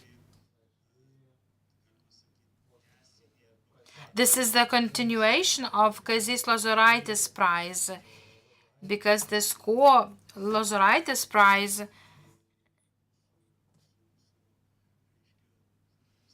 as our journalist mentioned, was the prize of the President of Hope. Kazys Lozoraitis was our President of Hope. We had elections in 1992, and we had hopes that the candidate who was our ambassador in the US would win. We wanted a greater breakthrough towards our freedom. But it happened so that in the democratic elections, the left powers won.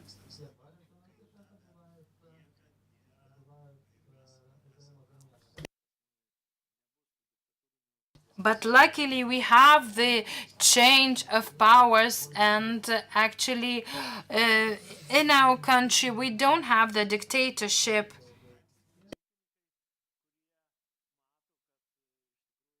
As a farmer, I can see that people in my community, farmers, can really understand the situation in Ukraine, and they understand that we would be occupied if Ukraine lost the war.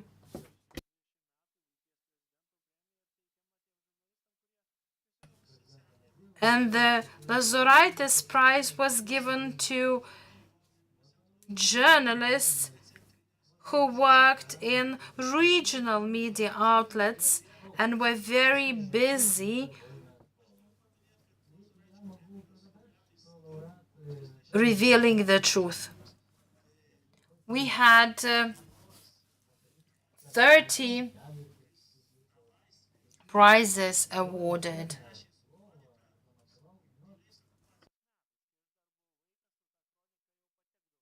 We also awarded the award to our Cardinal Tomkevičius, who was responsible for publishing the Chronicle of the Catholic Church of Lithuania. Tomkevičius, Sigitas Stankevičius was imprisoned and served in the labor camp, but actually he was not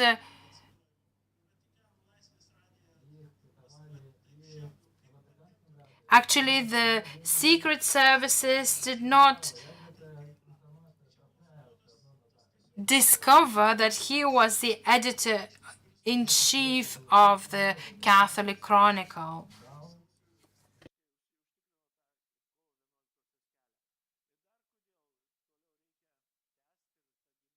We had to continue with our experience.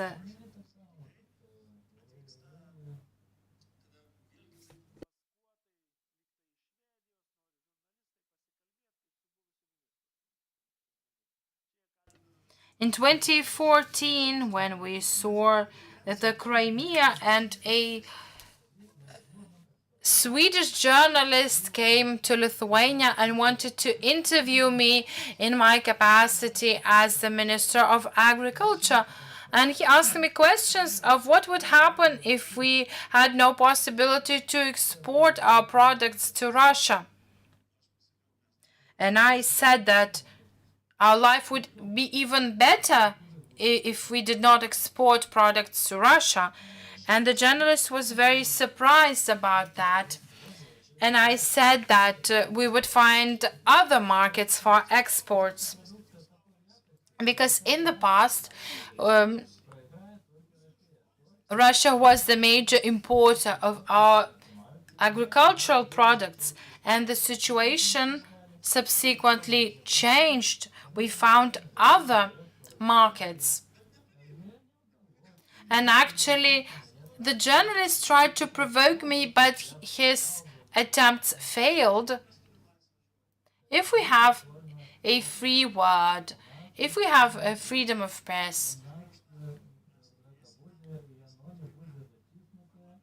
we can have a parliament that is free, that is elected in free elections, and can host colleagues from other countries.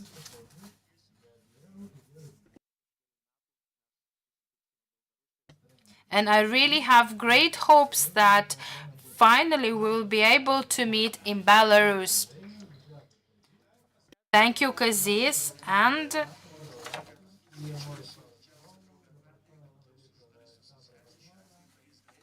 I would like to give the floor to Boris Goretsky from the Belarusian Association of Journalists to announce the winner. I will be speaking Belarusian.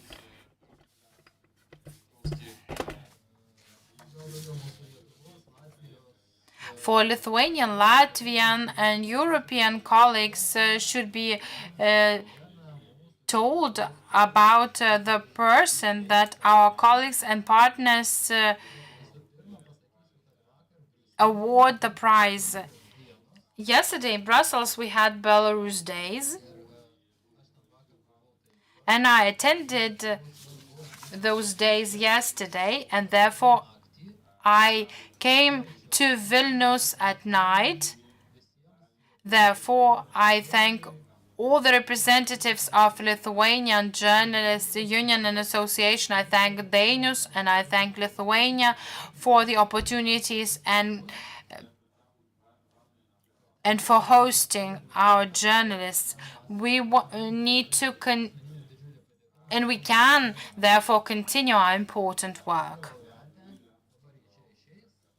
I will name the winner of the Freedom Hope Prize.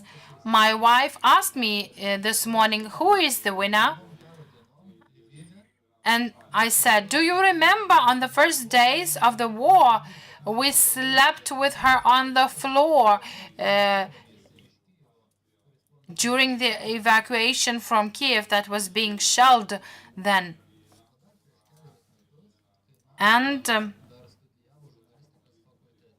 several years ago, when Nasta was studying journalism in Minsk, my colleague Volha, who is in this hall, made a great interview with Nasta.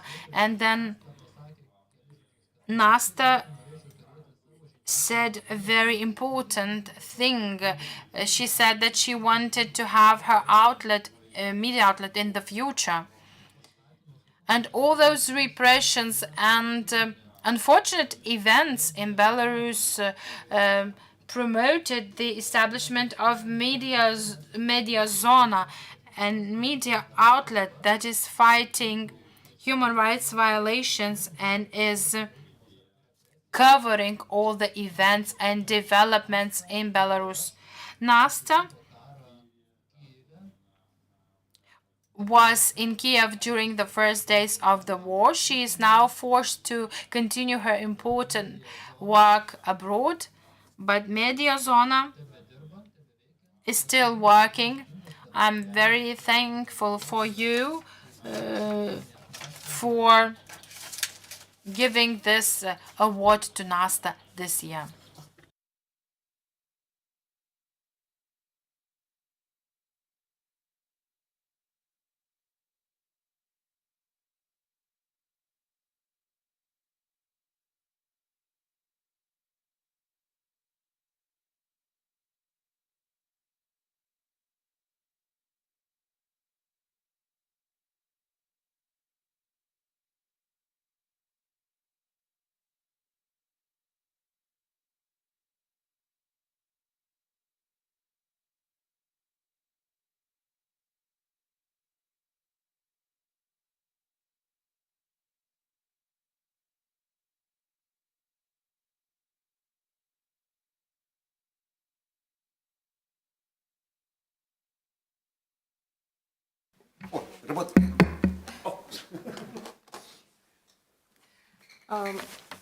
Прывітанне ўсім. Па-першае, я, канешне, хачу падзякаваць за гэтую ўзнагароду. Ladies and gentlemen, thank you for this award. I'm very pleased to receive it. I'm pleased that my work and Media Zona Belarus has been appreciated. And these days when we have to work in exile and when journalism has become anonymous, I want to accept this prize not as an award for me, but as an award for every journalist in our media outlet. Those people work very hard every day, telling very difficult stories, reporting the news. I would like to say hi to my colleagues and to thank them for their everyday work. Thank you once again for this award. Sveikinam laureatę, dabar pietus. Congratulations. I would like to announce lunch, and we will continue at 1:30. Kas žinote, antram aukšte, kur restoranas yra prie anos konferencijų salės, ten pietus vyks, Lina, taip? Paskui The lunch will take place at the next conference hall. Just follow Lina to the lunch venue.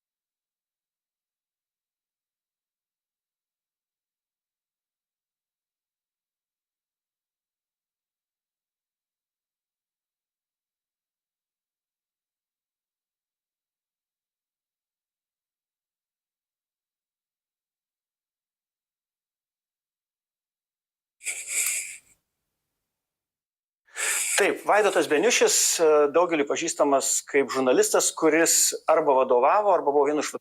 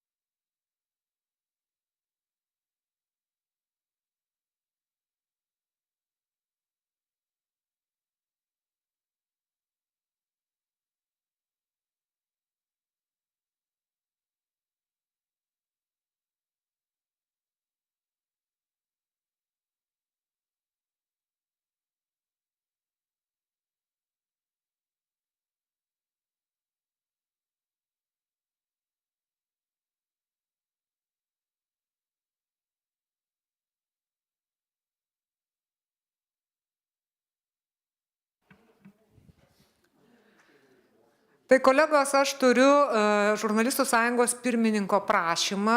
I have a request by the chairman to start at 1:30, and therefore I give 2 minutes of courtesy before we start. Aš vasenoviškai turiu mechaniškai prisukamą laiką. I have a mechanical clock, and therefore this is my point of reference. The most important thing is to remember to set your clock. Kad veikia ir eina iš tiesų. Tai taip, jūs...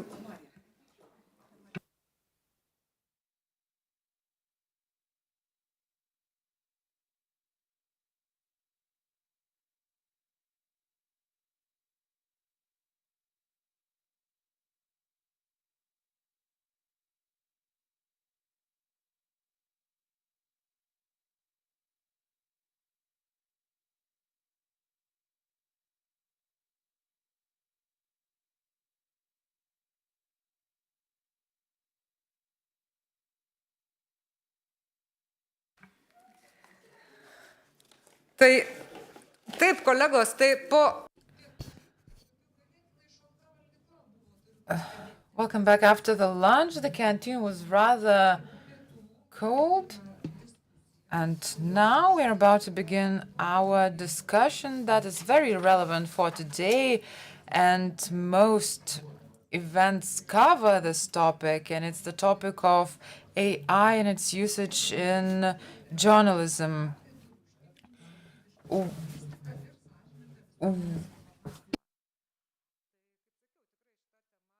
This topic is dominating in many events. I haven't seen an event in a long time which doesn't touch upon artificial intelligence, which is understandable because we want to live comfortable lives, convenient lives, and the artificial intelligence is a tool that's very helpful for journalists, editorial boards to save time, to increase efficiency, and besides all of the benefits that it brings, it also raises certain questions related to ethics. As someone from the Commission of Ethics, I find it very important editors and publishers struggle because on the one hand they would love to use artificial intelligence. However, the audience has certain reservations because the audience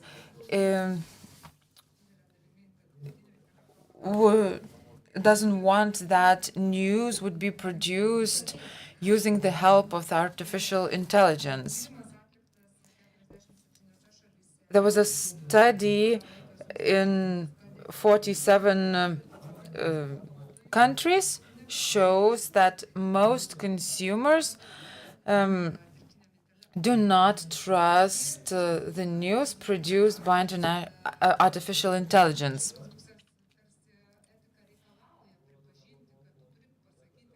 Ethics requires us to admit that a certain article was written not only by journalists, that artificial intelligence was also used in producing that piece of news. However, journalists refrain from doing that because the audience might not trust the news content prepared by artificial intelligence. Therefore, it is important to strike the right balance. And during our discussion, we'll try to analyze this topic. I would like to remind everyone, and our colleagues probably know, about the study on the trends of AI in Lithuanian journalists. It was carried out by project manager Agnė Mikštienė. And if you missed the presentation about that particular study, I recommend that you take a look at it.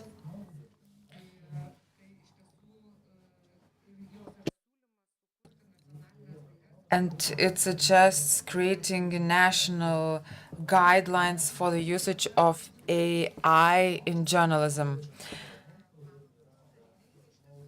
We have brilliant keynote speakers in these discussions. I've been speaking for a while, so I would like to let my keynote speakers to speak. And our first speaker, who shows that many things can be transposed to virtual environment, and our speaker is Mr. Vaidotas Beniušis, who will speak to us remotely. He is the editor-in-chief of 15 Minutes media outlet. I don't know what he's going to say, but I know he's a true professional and that we will be given an interesting speech. Vaidotas Beniušis, a journalist, an editor-in-chief of many media outlets, and there are probably many differences when you work in news agencies and media outlets. My first question related to the AI in media.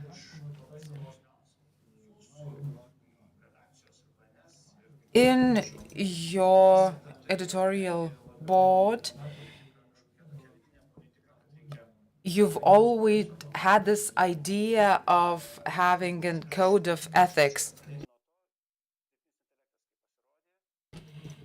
When the artificial intelligence arrived, what did you do? We looked into the practical ways of how to use it. We collected the good practices, how to use artificial intelligence to make our work more efficient, maybe to get rid of certain technical tasks and focus on our creative efforts.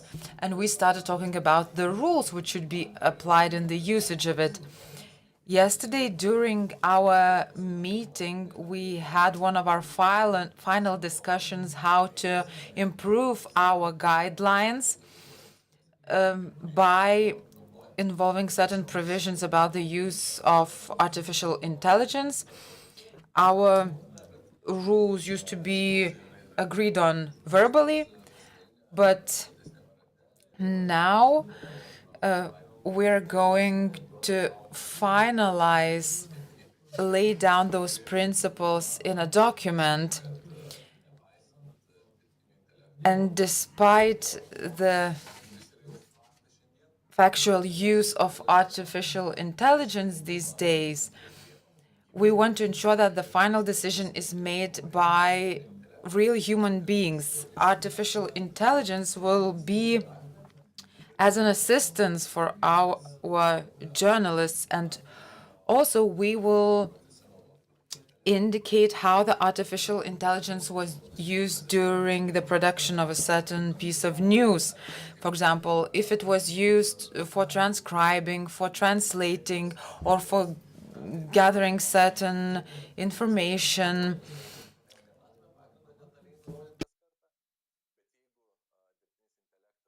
And if the artificial intelligence plays a very important role in data journalism, or if it's used to produce certain illustrations, then we're going to indicate that it was used. We're in the final stages of these guidelines.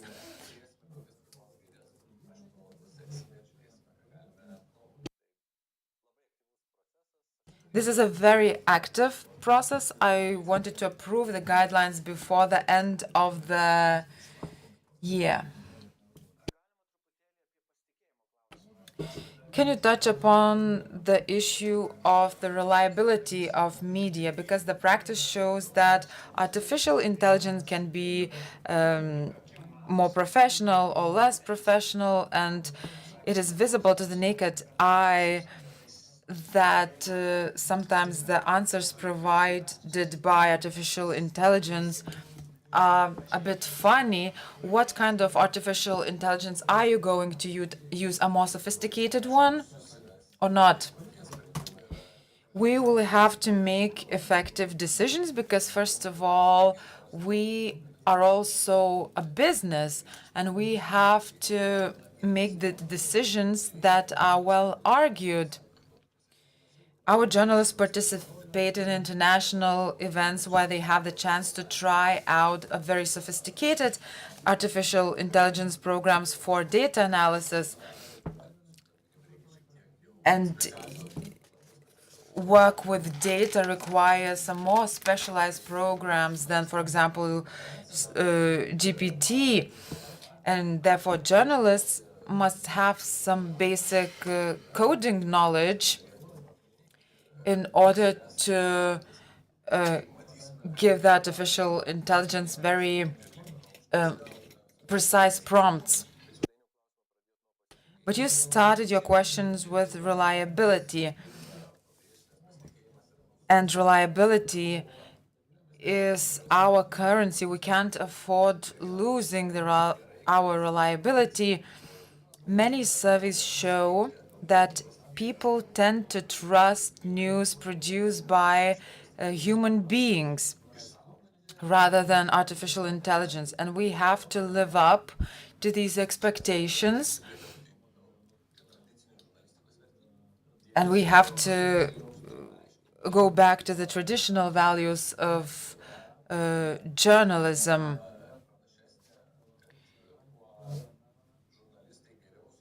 And the more journalists know about local contexts, the better their content is compared to the artificial intelligence that is based in Anglo-Saxon culture. Also, human beings feel empathy for the readers because we live in the same environment, and we have to highlight that it is not the artificial intelligence that will be allowed to take decisions, but us. we face the cases where certain external authors try to trick us and send the texts produced by artificial intelligence. And yes, these instances have happened where external authors offered texts produced by artificial intelligence, but we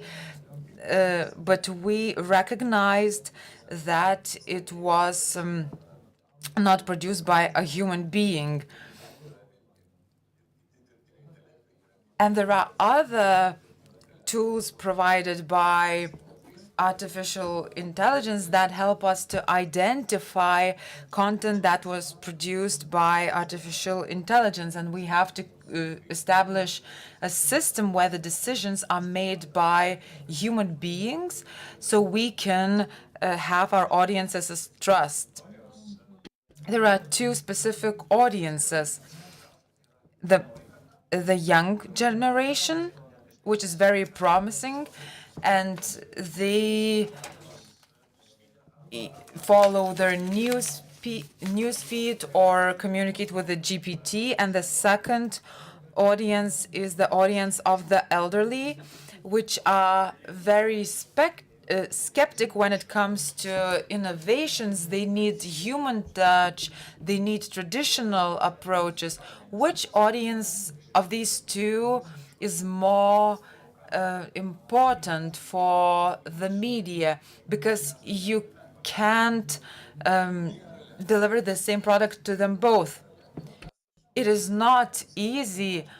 Our goal is to reach as many people as possible, and our outlet reaches more than 1 million people every year, and 500,000 people in Lithuania read us every day. So we can't exclude a certain part of society, and we have to create a variety of different content for different audience. We have to be professional and explore new content formats. For example, vertical videos. We see the habits of young people, and we try to produce content that is attractive to them. And there are other formats, for example, broadcasts, that are appreciated by many people as well. Text is also dominating. However, the trends indicate that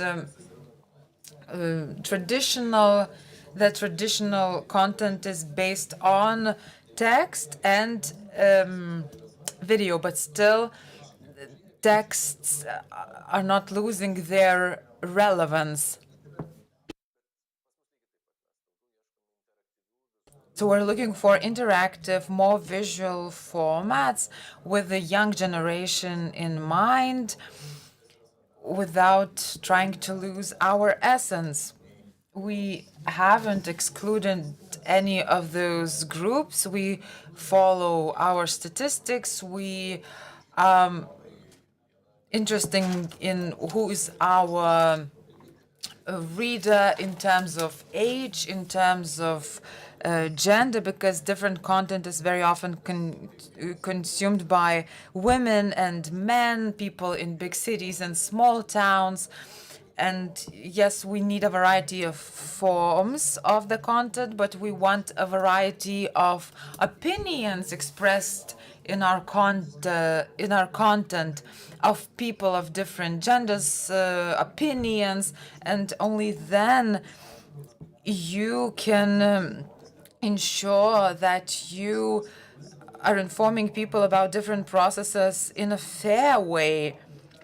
And this diversity allows us to complement each other.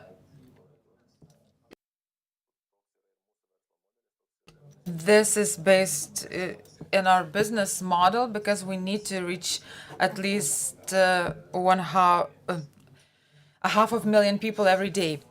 According to Eurostat, in Lithuania, slightly more than 50% of people have basic digital skills. Is it really true? And many people have poor digital skills. Artificial intelligence is used by those who are producing advertisements, games, and even propaganda. There are many ways to use artificial intelligence. What is your opinion about this phenomenon?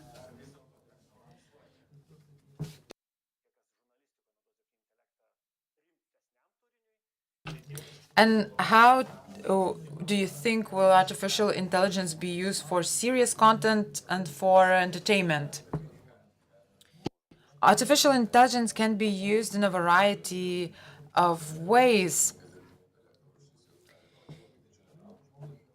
They can be useful in various fields such as medicine, and they can be harmful. They can be used to manipulate people's minds. And one of these dilemmas is related to the expansion of social networks. When they became popular, we saw certain democratizations process in the Arab world, and we saw some positive changes regarding democracies. The pluralism increased with the advent of social media platforms, and we don't have just a few editors-in-chief who determine the whole public discourse in a given country. But there are people in the positions of power who manage to manipulate social media platforms and use the fact that there's a lack of certain filters ensuring censorship. So everything depends on people. And moving on to artificial intelligence, there's a sad scenario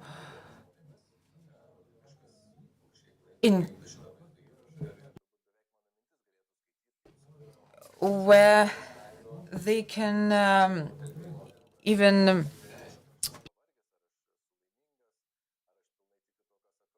where they can manipulate video recordings.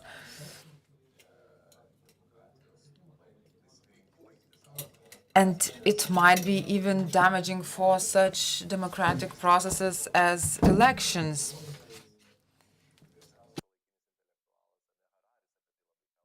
And Harari talks a lot about the concept of free elections in the context of AI. This scenario, however, is not very likely because the recent US presidential election showed that the worst scenario is not possible and that people can identify information manipulated by artificial intelligence.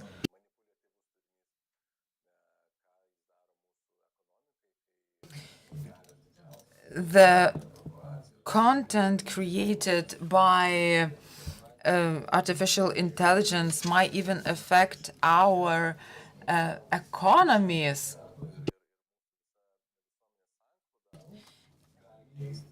And even affect the fabric of our society. And it means that manipulative content by AI requires certain regulation. And the question of data ownership is also very important, and we need to regulate this area of life.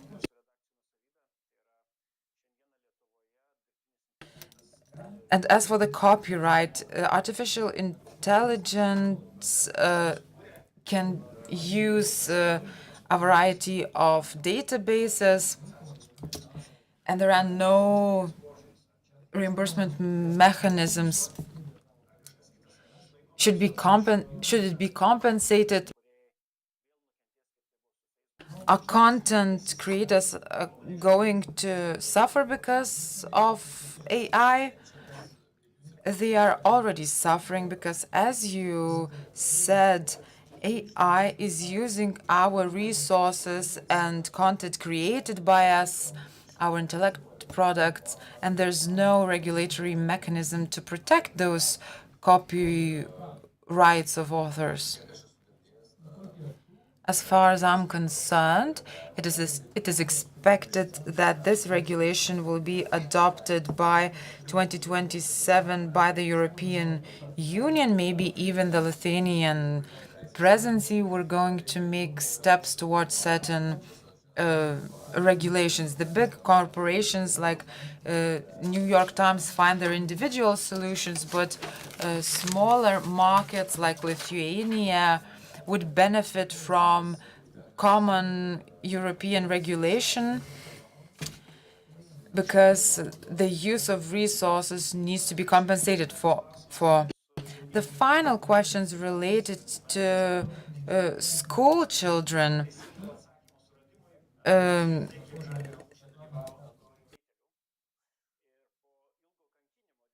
The artificial intelligence was asked to say the number of Tatar soldiers that participated in the Battle of Žalgiris, and finally AI said that he didn't know the answer, but he recommended that we used analytical thinking.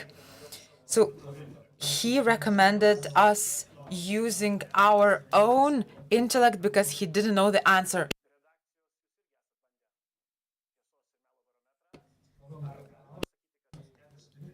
Can we say that even with the use of artificial intelligence, we still cannot find the right answer? The opposite of artificial intelligence is inherent stupidity.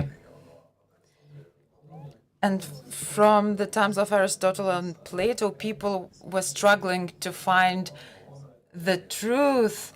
And there's, of course, the Plato's cave and all of that world. And all of the branches of philosophy deal with the question about the essence of truth, the essence of beauty, about the essence of the good.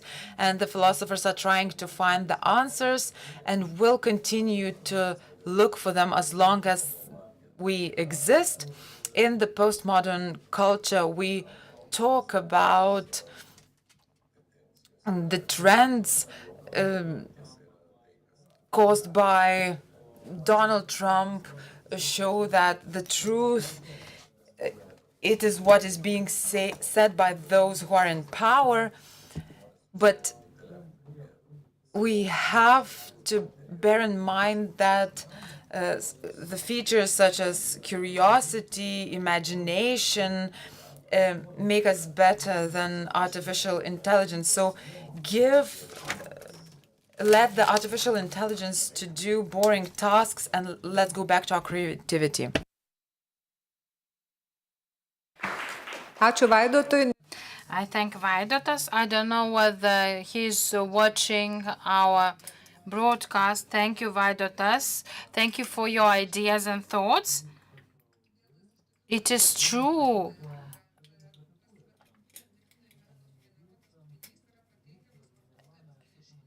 Providing content created by artificial intelligence without labeling it as a product of AI is being criticized. And editors are trying to agree on how should we regulate this area. And probably in the future, such indications of the use of AI will be mandatory. And this issue will finally be addressed for the benefit of the consumer. Unfortunately, Vaidotas Beniušis is not here with us, so we cannot ask questions. Another panelist is Mario Lomus. I don't know whether my pronunciation is correct.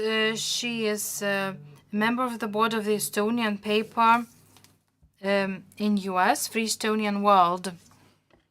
I'm very interested to speak because I'm very interested to hear you and hear your questions. I think this is absolutely the most important theme to speak about the essence of journalism. I did my doctoral thesis on censorship, and it is now textbook in Great Britain and in America because it taught how to analyze censorship, how to analyze very complicated society and what censorship and all the editing, so-called political editing, is doing. I'm dedicating my thoughts now for Belarusian and Ukrainian journalists, especially because it is very hard for them. And as we heard, independent quality of journalism, what does it mean? It means that it is very strong journalistic identity. It means that it is special class and power of meaning and meaning field. And what, namely, in Estonia, for example, you can ask numbers later who is interested in numbers and processes, but I shall speak about what is most important now, how I see it, what we can do together. Because then we have a strong journalistic identity, and then we have cooperation. It means very much. I did my dissertation in Finland, in Turku University, and now I am docent there, and I teach as well in Helsinki University, and I am semiotician in this sense to analyze structural and in this sense as society and functions of journalism in society and role of journalism in society. And how to get journalistic freedom? It is a most important question. How to get journalistic freedom? It does mean maybe that we must look all the society. There is a battlefield. It is a fighting because all the structures and levels of journalism, society, politicians, cultural, economic powers, they all want to have their power. And then we are looking at journalism. We see that the power is namely in public text. I wrote because, and I took this name, public text. When you look at the public text and Marja Lõhmus, then you get the idea. I don't speak a lot about the public text, but it is a key question. How to get public text, namely normal. And the fighting is between different manipulations and normality, cultural normality. And in this case, we can see a journalism between cultural sphere, public sphere, and political public sphere. And it is very important not to do the mistake that we journalists are a political public sphere. We are cultural public sphere. We are interpreting political public sphere. It is a key. Because if we are, and when we are culture, a part of cultural public sphere, we have our work to analyze political public sphere. It is our work. It is a subject of our work. And it is a key because then we can do everything. And what is everything? Everything is who defines, who gives definitions of politics, of society, of culture. And, of course, journalists are doing. But in reality, it is a awful battle. And we made analysis, compared 100 years of texts of Finnish journalism, Estonian journalism, and Russian journalism from 1905 until 2009, and more than 11,000 texts, every text 30 pages of questions, and 3 years. And what we got is a very important message that imperative or totalitarian power, it uses the most important is the places, lot of places, power of places and meanings. It is in Russia. In Finland, it is all the century. The most important, all the times, is public discussions, public interest. Who are we? What we must do? And so, Estonian journalism is very interesting. It is very cultural. Over 30% of text are included with culture in certain dimensions. But it means that a lot of figures, a lot of literature, a lot of citations and so, all double meanings, lot of double meanings in Estonian journalistic text. It is our work. But what I want to say now is that this book is in internet as well, all the book. And on the page of 64, you can see a model, cultural model of journalism. And it includes on 3 level, it works on 3 level, and they are myths. We live, and journalism lives in myths. And the most important are ontological myths as rules, and so about all the system. Then what we are doing every day in everyday life, there are what we can and what we must do together, the second level. It is participation in the society. It is the most important. And the third level, it is personal level, what a person must do and can do in the society. And in journalism, then I analyzed a lot of journalistic and censored text. What I saw was that the most important battle fighting is how to name these things. And what is going on, how to name, how to define all the ontological level, what is a society, what is the world, what kind of relations there are existing. It is awful battlefield. And here is a key question for journalists, because if journalist is strong, journalistic identity is strong, then she or he can cover all the themes very well, because he or she can define the field.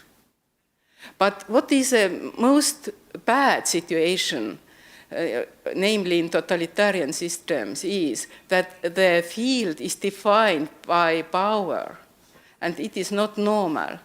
The most important battle here for journalists is to get their own field, meaning field for the culture and interpret the power throughout the cultural level. And in this sense, then, maybe I know because PR is very active in the societies, and we can't get direct sources enough. We need, as journalists, badly direct sources, and it is in structure so that a lot of PR workers and officials are against the public text, against the journalistic text. And here is a second key, because we must get the primary sources directly, and we must stay as wall against PR workers. We can't say that PR workers are giving for us, for journalists, the definition how to see, how to interpret, how to write or speak about the society. The third level, in public, it is personality. It is a third key, because the most important contradiction is between the so-called normal person, as in system person, and free person. And if we are speaking about free person and free journalists, it means that we are as an examples. And I hope that here we are speaking such a kind of things, how to get more and more stronger journalism and journalistic societies. It is my idea here. Thanks you very much. Marija. Tai iš tiesų. Thank you. We wanted discussion in our context, in the AI, and in the situation of Belarus. So this is a vision for the future that we hope for our colleagues from Belarus, because it's difficult to expect in this field of power that is present in Belarus, where the discourse is based on the power of state. It is difficult to expect a free public discussion, but that time will come one day, because no tyranny is eternal. The public discussions that was mentioned by Ms. Maria Lomos will be witnessed by our guests that are present here today. Are there any questions for our guest? In addition to that, I would like to add that the book is available on the internet if you are interested in her ideas, and those ideas are especially valuable and they give some food for thought.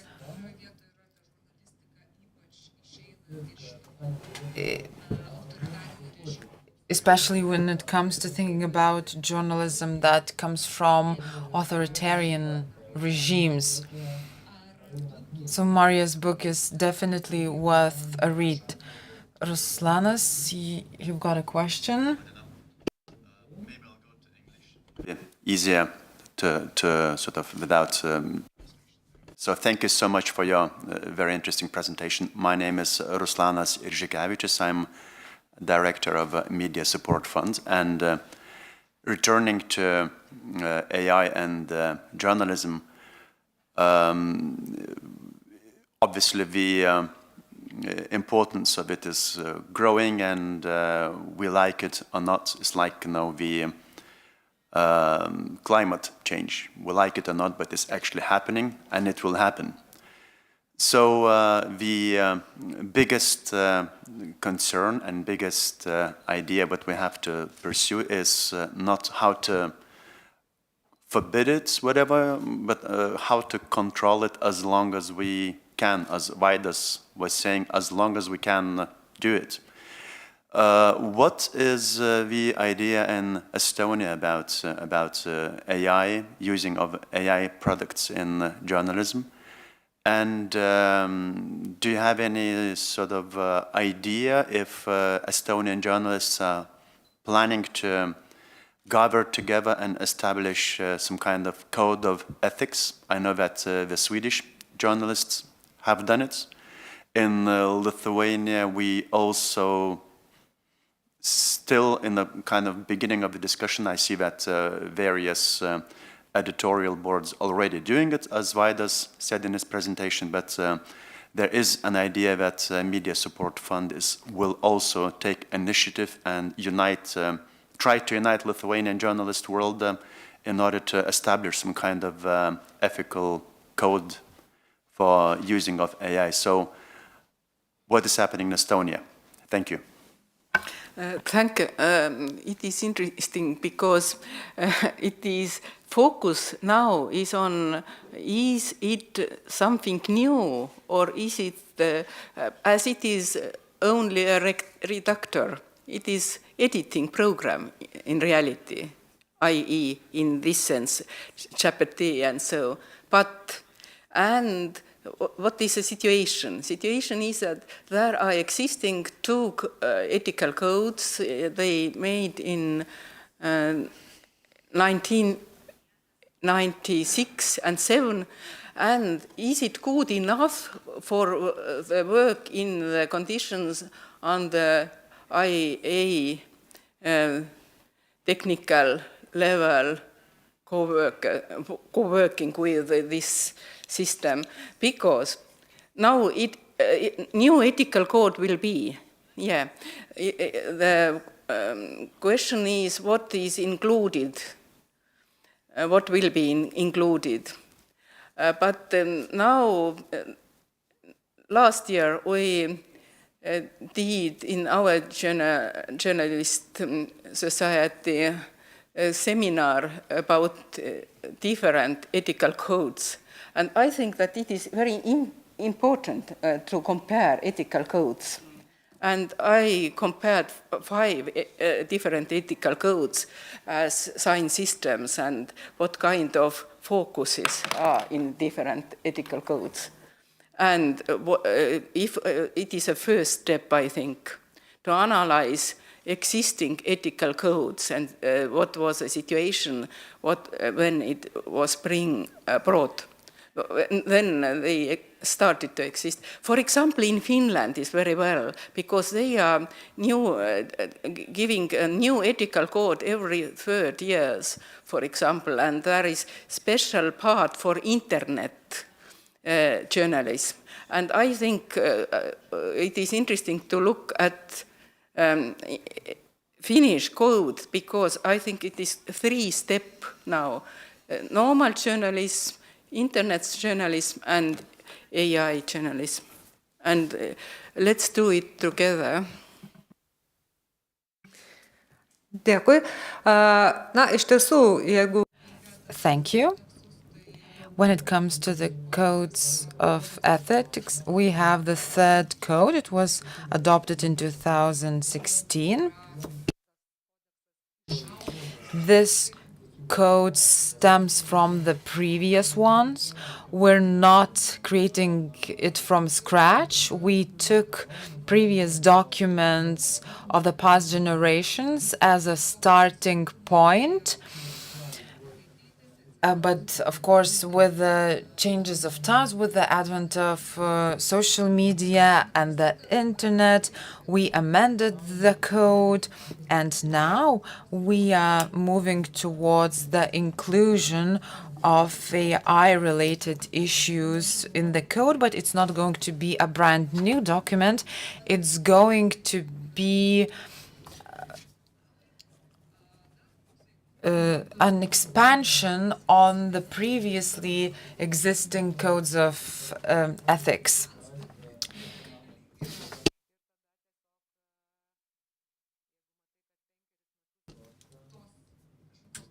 And certain provisions might be even excluded because they are simply morally outdated.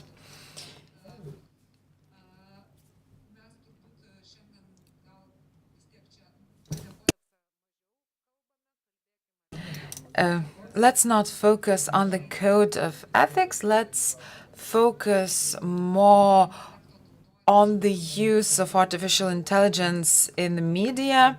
We'll probably discuss the code of ethics at the beginning of the next year. I would like to thank once again our guest, Ms.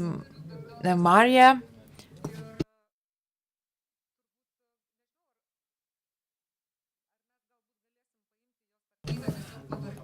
We could all look into her work by reading her book, but let's continue our discussions. And I would like to give the floor to Janina Melnikova, editor-in-chief of the Green Portal. Is she here?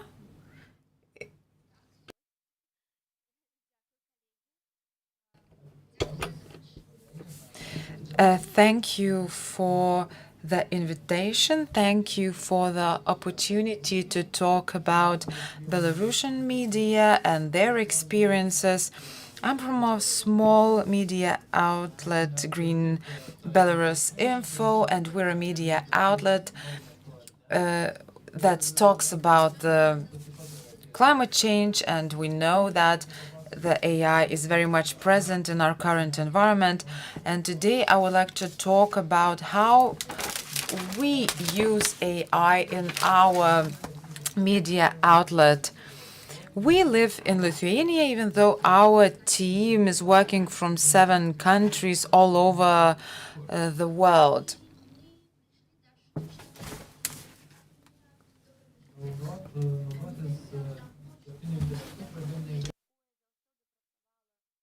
And we started using artificial intelligence because we had no other choice. We were related to the events in Belarus, and when we moved to other countries, we realized that it's difficult to find visual information from Belarus. And today the colleagues were talking about that Belarusian journalists find it dangerous to contact with us. Therefore, we don't ask those people from Belarus to take these risks. It is difficult to create difficult major projects where we could showcase the experts, to show their faces, to even name them. Therefore, during a certain time, we decided to consult artificial intelligence, so we could continue our work and telling our stories on the environment that are relevant for people in Belarus.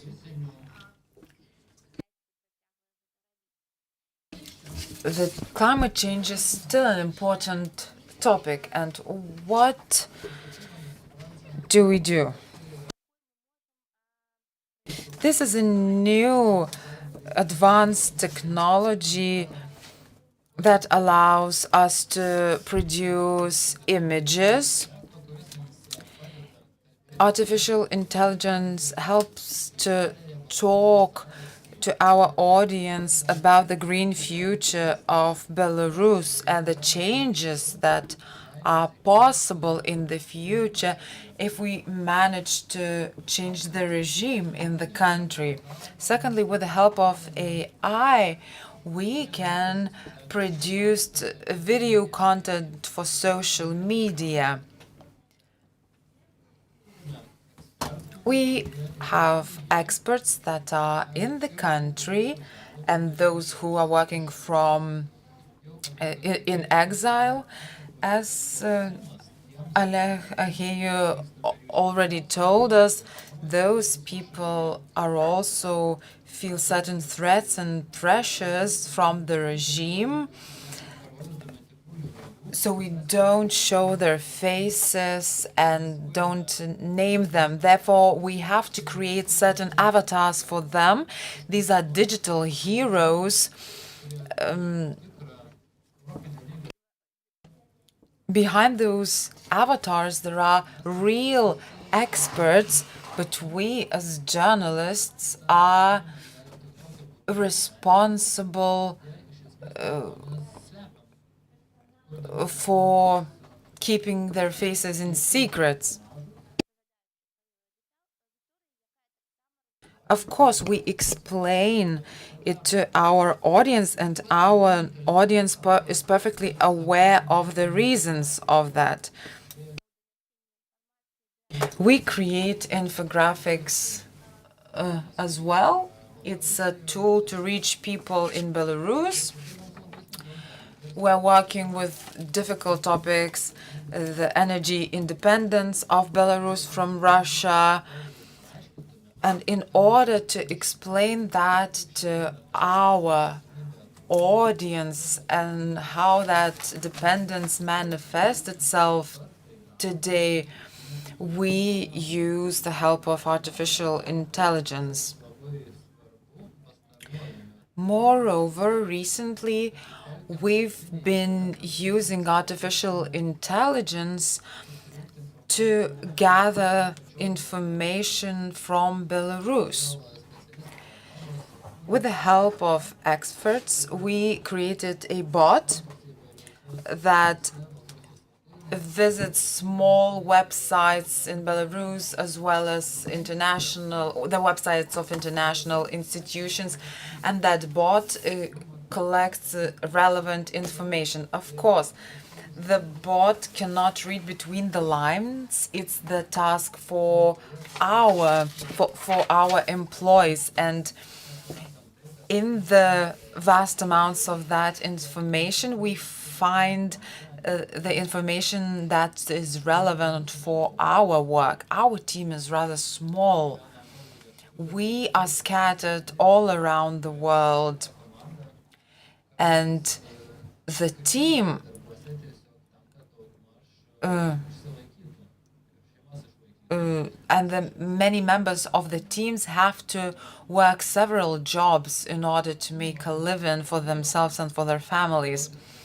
When we started using the artificial intelligence as journalists, we, of course, talked about the ethical matters related to the use of it.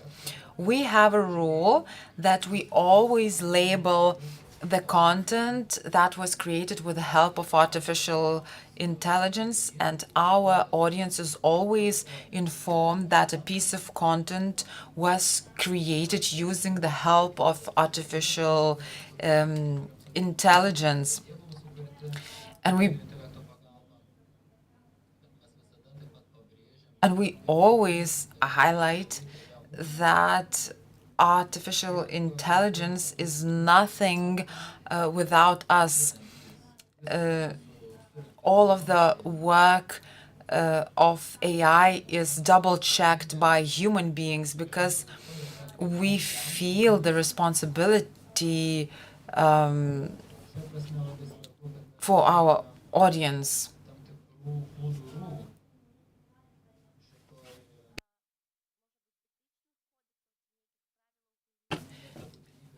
And there's a need, of course, to have a certain code of ethics or a regulation or a European regulation. Yes, it is important and we're looking for it, but we have found our way, but we don't want to make mistakes.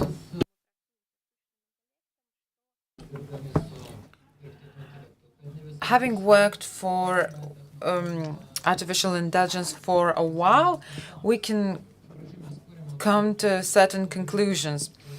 At the beginning, we used to create a futuristic videos for TikTok, but the TikTok does not favor such content. Also, it is not interesting for our audience. Therefore, we are trying to find and come up with other formats.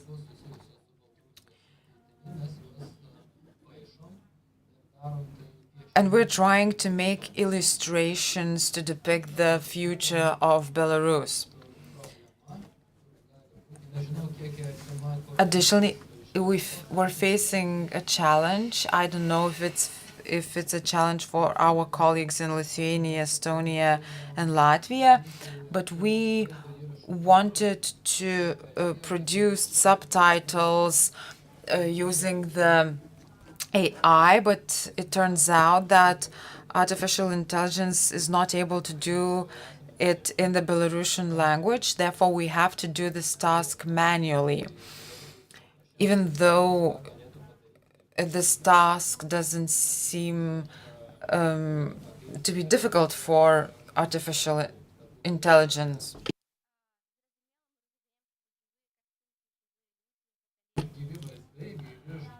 Of course, real-life videos and real people are the best, and we're waiting for the times when our journalists will feel safe to show their faces and to indicate their names.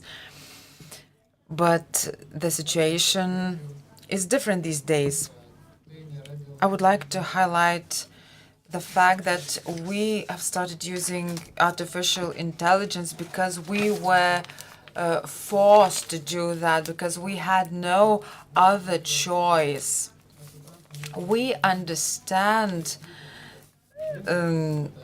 that we are a responsible media outlet, but for us, the safety of our journalists, of our authors is more important. Therefore, we cannot use real images, real photos and videos from Belarus. Our audience does not reject our work because they understand why our images are generated by AI. But we're hoping that we'll be able to come back to the usual modes of journalism. Dėkojam kolegai iš Baltarusijos. I thank our colleague from Belarus.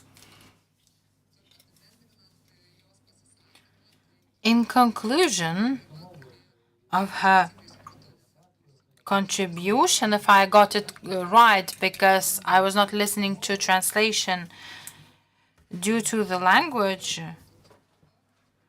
and attempts to use it in the Belarusian language, and those attempts are not always successful.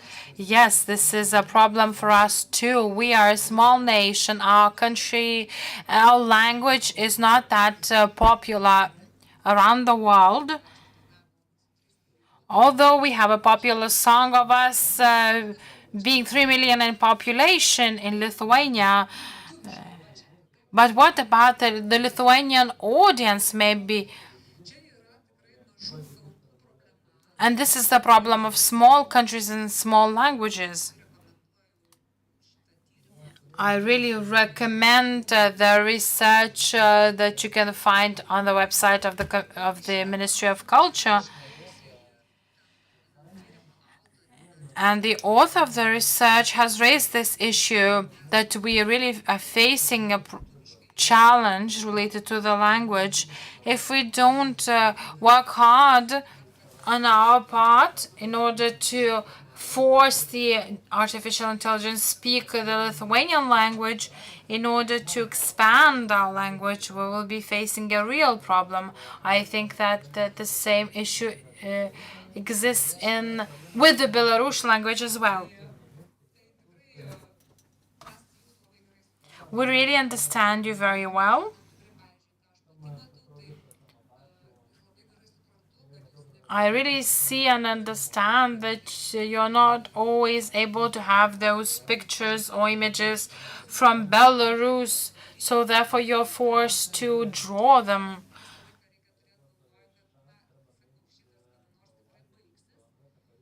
And hopefully this situation will end and you will be able to be more authentic, and that the pictures or drawings that you make remain a history.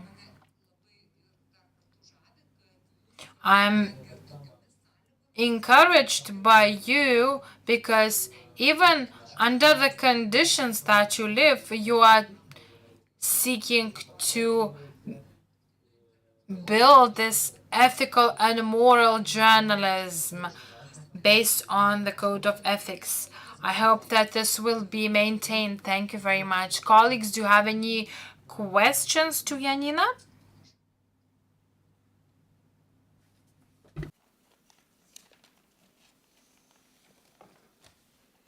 Niekas nenori. Okay, please. Bernardas Šantkovskis from Alkas Outlet. What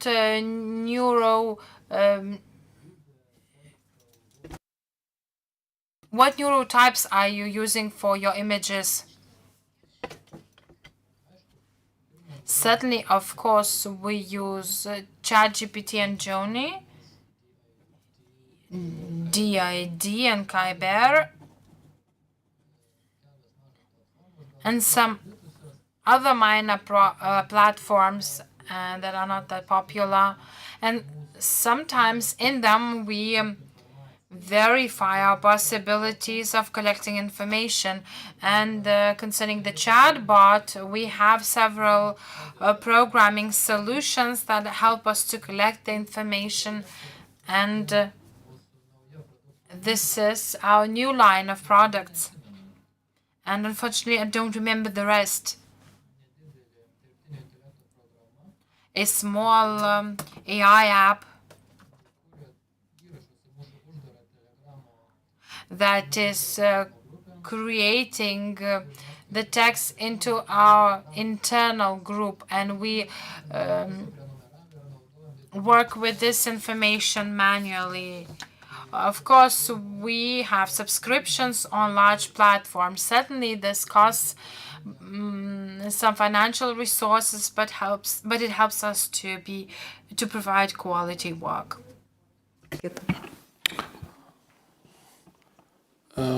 Игорь Ренкевич, Белорусская ассоциация журналистов, Сябра и... Igor Rinkevich, Belarusian Journalists Association.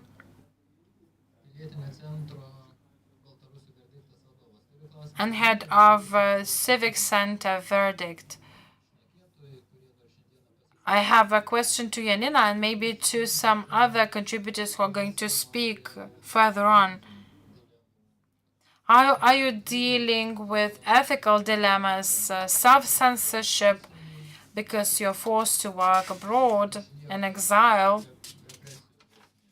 although you are subject to the threat of repression? And another question to everybody. We're quite optimistic that our main problem is artificial intelligence, while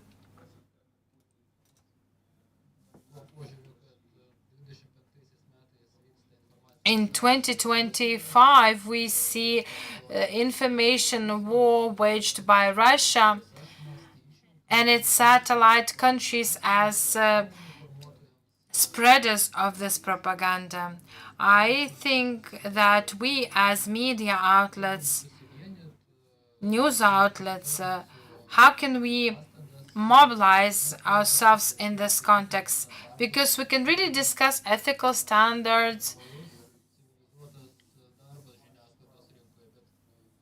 and requirements in the civilized world, but when you have to deal with disinformation and state propaganda, you are on a completely different level. Thank you, Ihar, for your question. I believe that I've nearly answered it. In terms of AI and other things,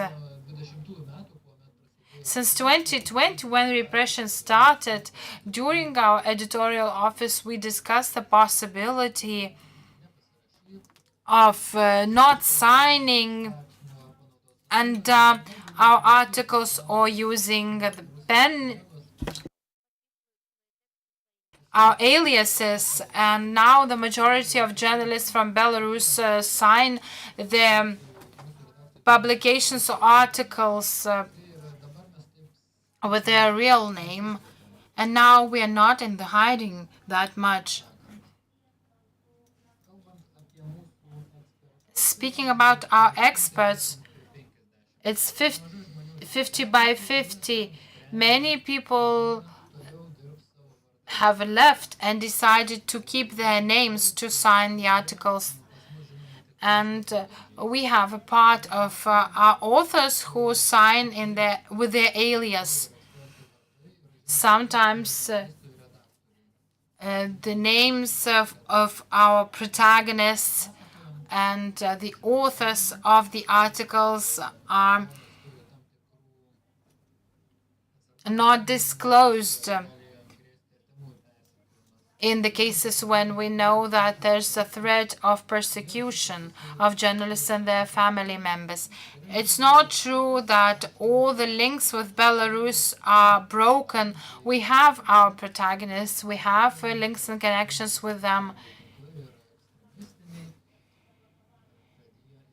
But first of all, we need to inform them that our media outlets are blocked, are being considered extremists. First, we were blocked in Russia because we named the war the war.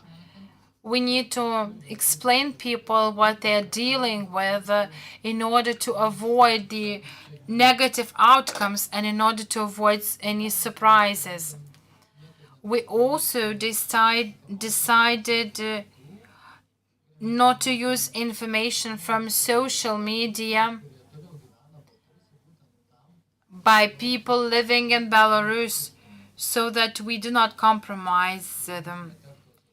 And we are not responsible for them being persecuted or prosecuted. And this is our ethical standard. We must ethically, maximally ensure the security of our journalists within Belarus and abroad. Thank you. It is evident and obvious that it is not very easy to work in Belarus or for the Belarusian audience. If we don't have any questions to our colleague, then I would like to move to another panelist and ask to sum up all our discussion. And this is Audronė Nugaraitė from Vytautas Magnus University. While waiting for you to sum up this discussion. Labai lengva kalbėti. It is very easy to speak for the person from the academia when I've heard so many experiences.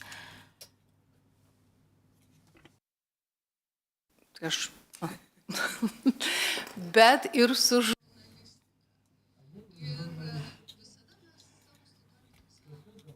We used to tell our students that theory is the experience summarized. All the contributions from our colleagues from Belarus, Estonia, and Latvia show that digital world has brought us many things. Some things make our life easier in the area of journalism and also brought us things that have made our work more problematic. Actually, I'm involved in my academic activities, first of all, and I want to focus on the audience of today and the audience in general. Audience was the term and concept continuously used throughout this forum. All those alphas, Z and Y and alpha generations are the audience we have to work with. The audiences are being created now by using the artificial intelligence. Here I want to come back to the situation that we have here now. Disinformation, fake news, false news. And children often ask us whether this is true or false news.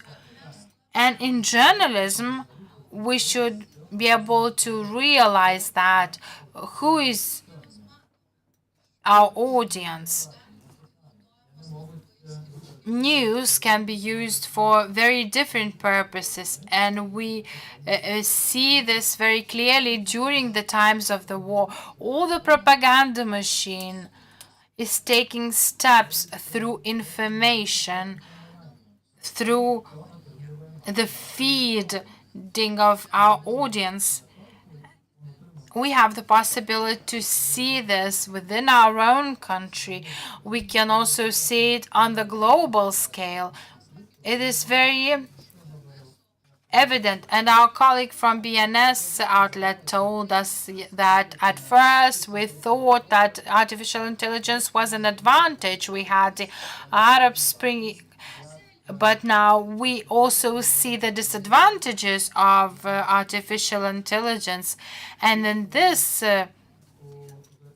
oversaturation of, in this ocean of information,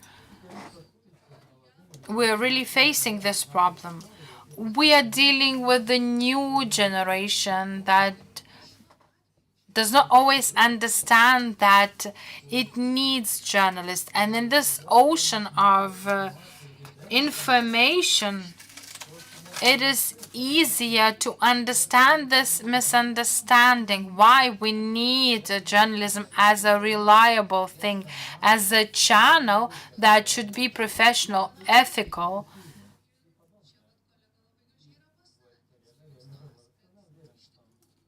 And our colleague rightly said that, Lingston said that trust in journalism is very low, but its return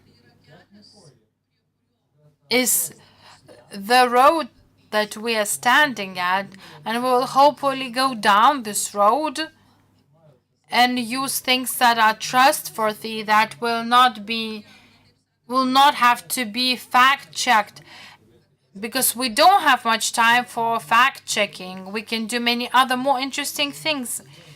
I also want to focus on the value of the content.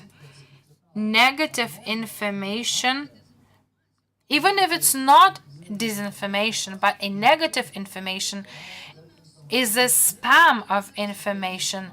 And when we create the content, we need to be balanced. All the documents that are now being debated on are related to that. We're increasing the amount of information, but all the information has to be categorized so that our audience has the trust in us. No matter in what country we live in global local space. And it doesn't matter where we are. The most important thing is that we have to understand what artificial intelligence is, whether it is our assistant or our adversary. When journalism is under accountability and accountable before itself and before the audience, because journalism wants to generate income, subscriptions. This is something that the audience has to be ready to pay for. Mediatization, monetization, platformization are the terms that are the buzzwords of today. We're seeing the emergence of new platforms. We use them in journalism. And the data, we heard colleagues saying that we need analytical competencies in order to be able to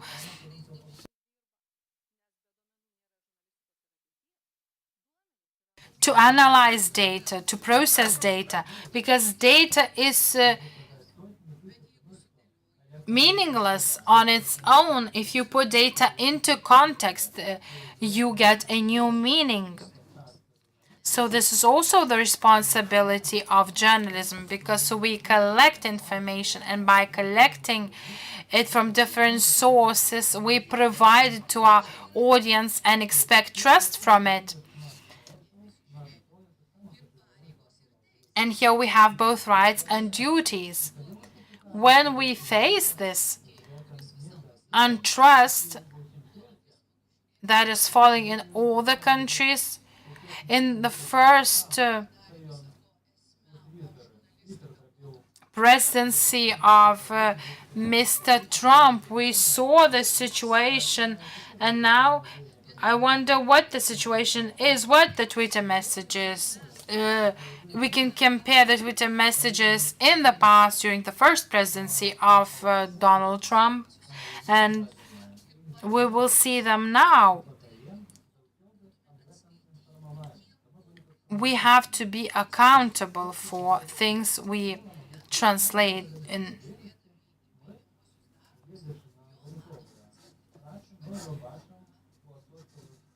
As we analyze the works of our students, we see the percentage of the use of artificial intelligence.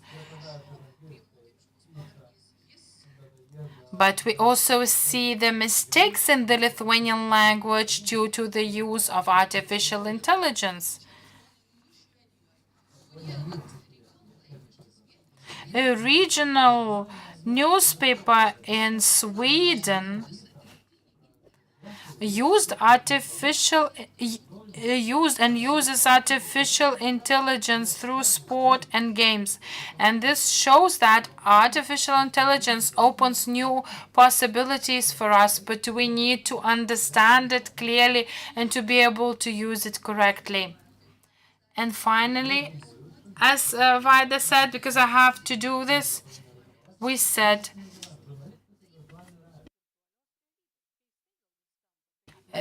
we are living in the journalism of virtual reality, and artificial intelligence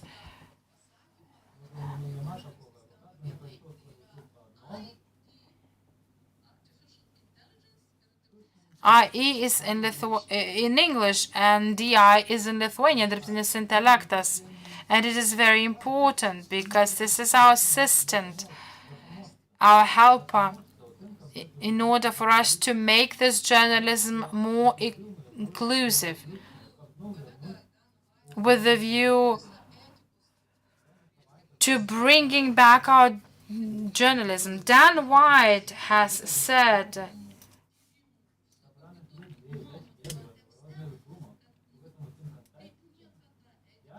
that ethics is a very necessary part of journalism.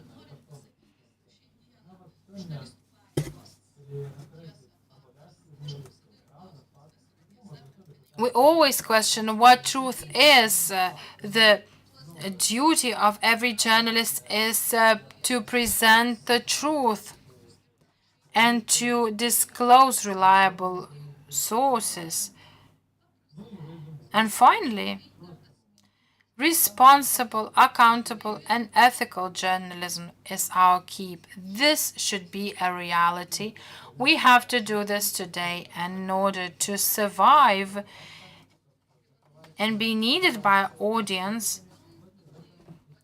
we generate new ideas and we exchange our experience on standing in solidarity in Europe.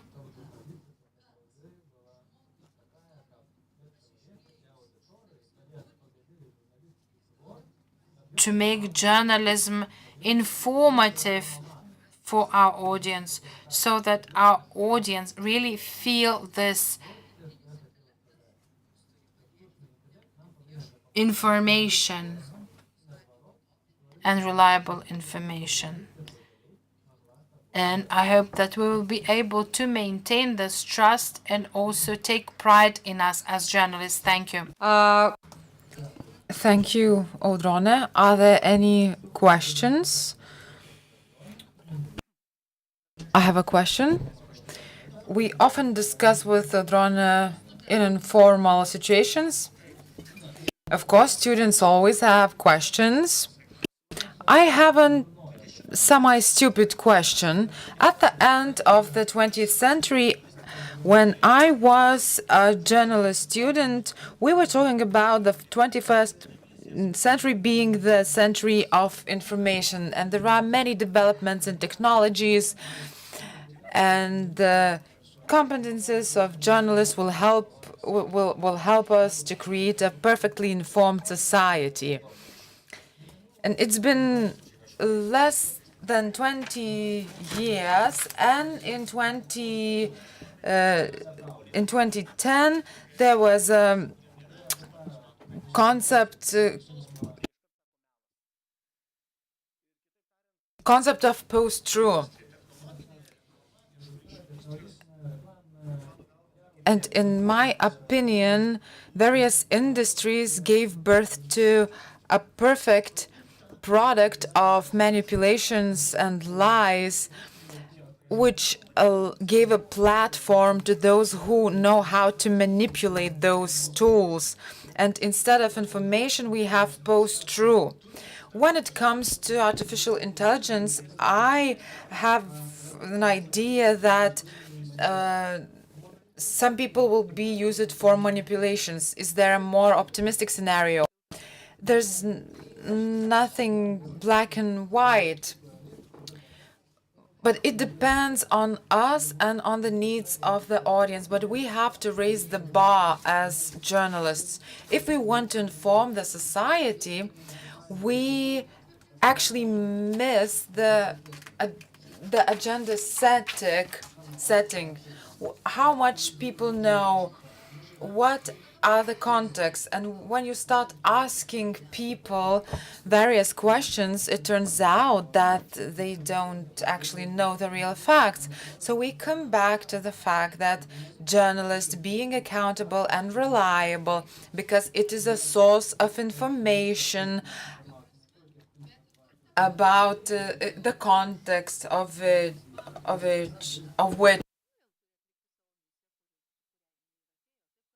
And journalists have to do their mission. Taip, prašom.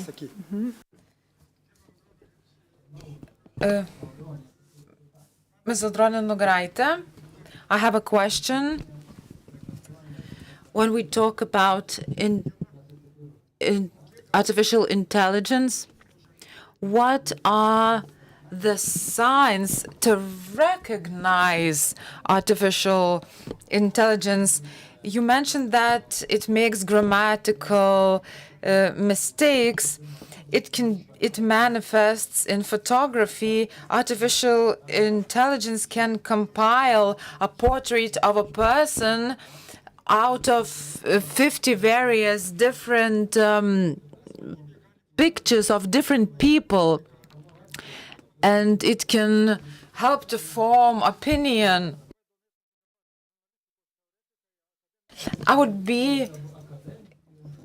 like that academics find those weak points of artificial intelligence that would allow us to recognize content based on AI. Yes, of course, it's natural. Year 2016, Barack Obama and the first presentation by deep fake. And since that year, the technological abilities to recognize that fake content have improved. So there are tools to recognize the use of AI, because we can see how students in our use artificial intelligence. And of course, the technologies will continue to improve, but we have to invest into journalists and their competences to deal with that. As Dainius said, 50% people only have basic digital skills on the internet. We only think that the young generation is very versed in technologies, but when they had to use Zoom for lessons and for schooling, they did not have that much knowledge. So it all depends on situation. Everything is changing, and we have to improve ourselves. Thank you. A comment from Estonia. Very interesting. And maybe the most important question is now, what is journalism? Because if we are speaking about media, it is so large that it is impossible. We can't participate in this situation. Yes. Yeah, and our possibility is to do the best journalism in this sense. And maybe I wanted to say, but I forgot, and maybe now I say that it is a basic question is that journalist is critical. It is, by its essence, it is critical science. It's like watchdog. Yeah, and all the things, it is not that they are so, but the journalist asks what it is. It is everyday new question. It is very hard. But how in Lithuania the differences between media and journalism are established or discussed or so? We're discussing about this many times, and always we know social media and journalism, it's two separate things. And we are talking now about journalism. It means that ethics, professionalism, and other things, responsibility, accountability, and so on. Social media, it's like instrument, it's like platform for journalism also to reach their audience.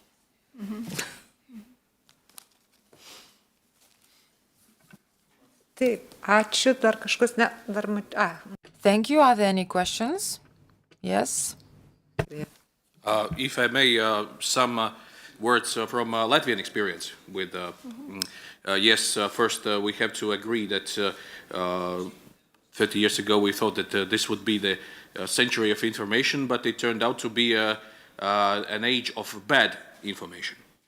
So when I started to write first articles in small regional papers back in the 90s, I had to compete against myself, my lack of experience and knowledge.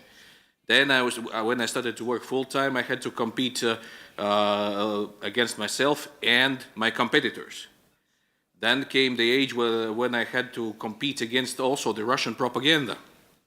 And right now we have to compete against each other, the Kremlin propaganda, and now the artificial intelligence. We are a bit reluctant to jump on the new ship first in Latvia.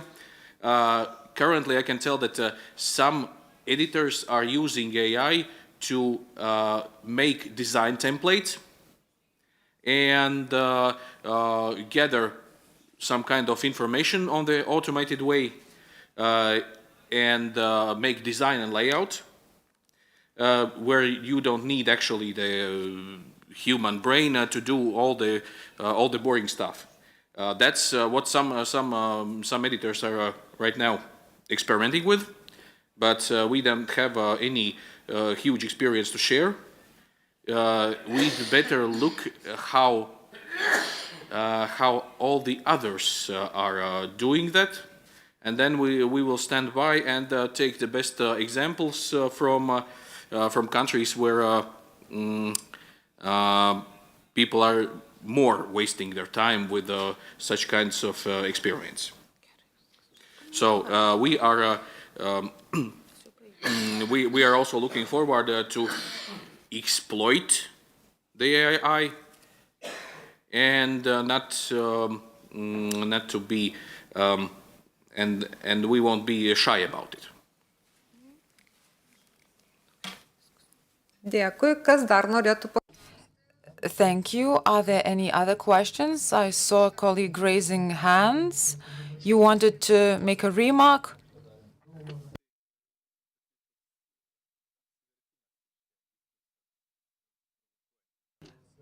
I have a provoking thought. We think about recognizing the ways to recognize AI, but maybe the most important thing is to recognize a journalist. Because we are talking about a certain value system that stays the same despite the changes in the society and still something that the audience has their trust in. Maybe these developments in technologies allowed us to see what is real and what is not, and now it allows us to see the whole spectrum and gives us the tools to deal with that spectrum. As Ms. Nugaraite said, we need more knowledge to understand how artificial intelligence can be used for different purposes, how to make it available in Lithuanian.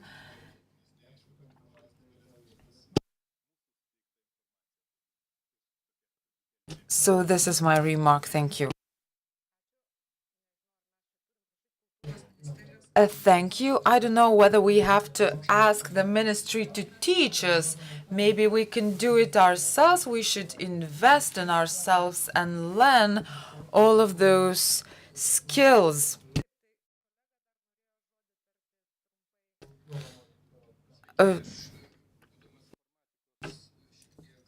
I'm an IT specialist, and I have a remark, and I'll begin with the fact that we've been talking about AI, but these are in fact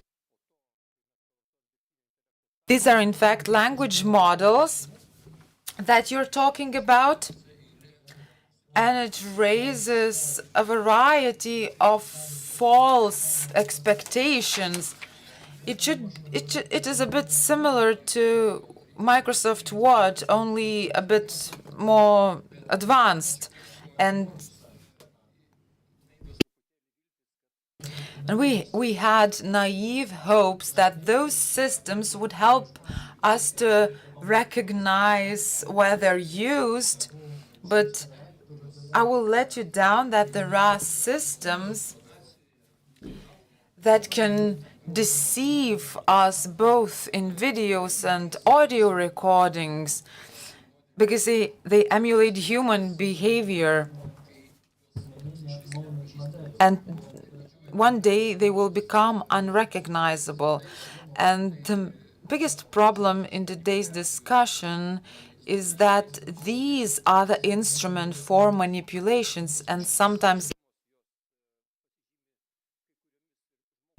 incidentally, because they have some human-like qualities. They are able to ground their opinions on non-existent facts. Selective processes.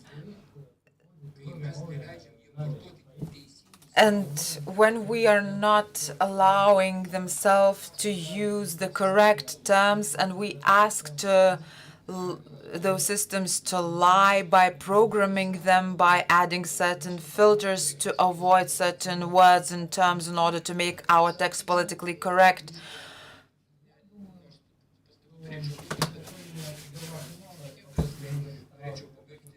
And I'll finish my remark by the fact that this is a question of authority, the authority of a journalist. For example, photographers have been editing their photos for many years.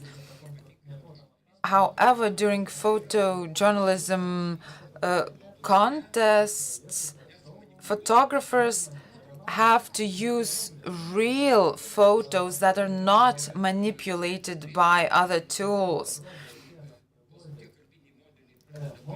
And when language models are learning from other synthetic texts, everything becomes a confusion.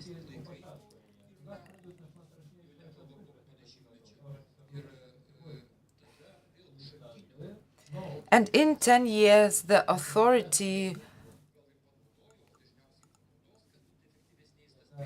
of a source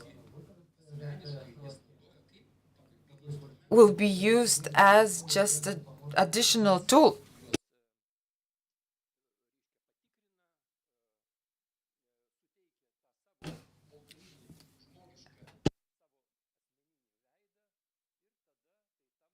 And then it will all become the evaluation object of our society. Thank you. I understand that we really lack discussions because everybody wants to make a contribution on that, and there's really things to discuss. I think that next year we will expand our discussions. And this year I also participated very actively, but still we have to end our discussion no matter how interesting and valuable it is. Today we have to end. I thank everybody, and I thank all the speakers and panelists. We have many takeaways from today's forum.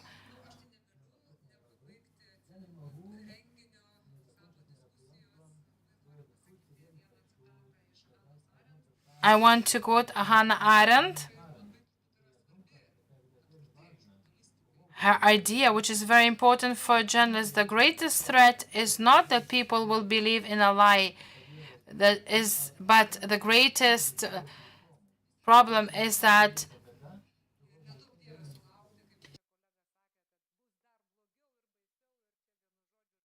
people will not believe in anything.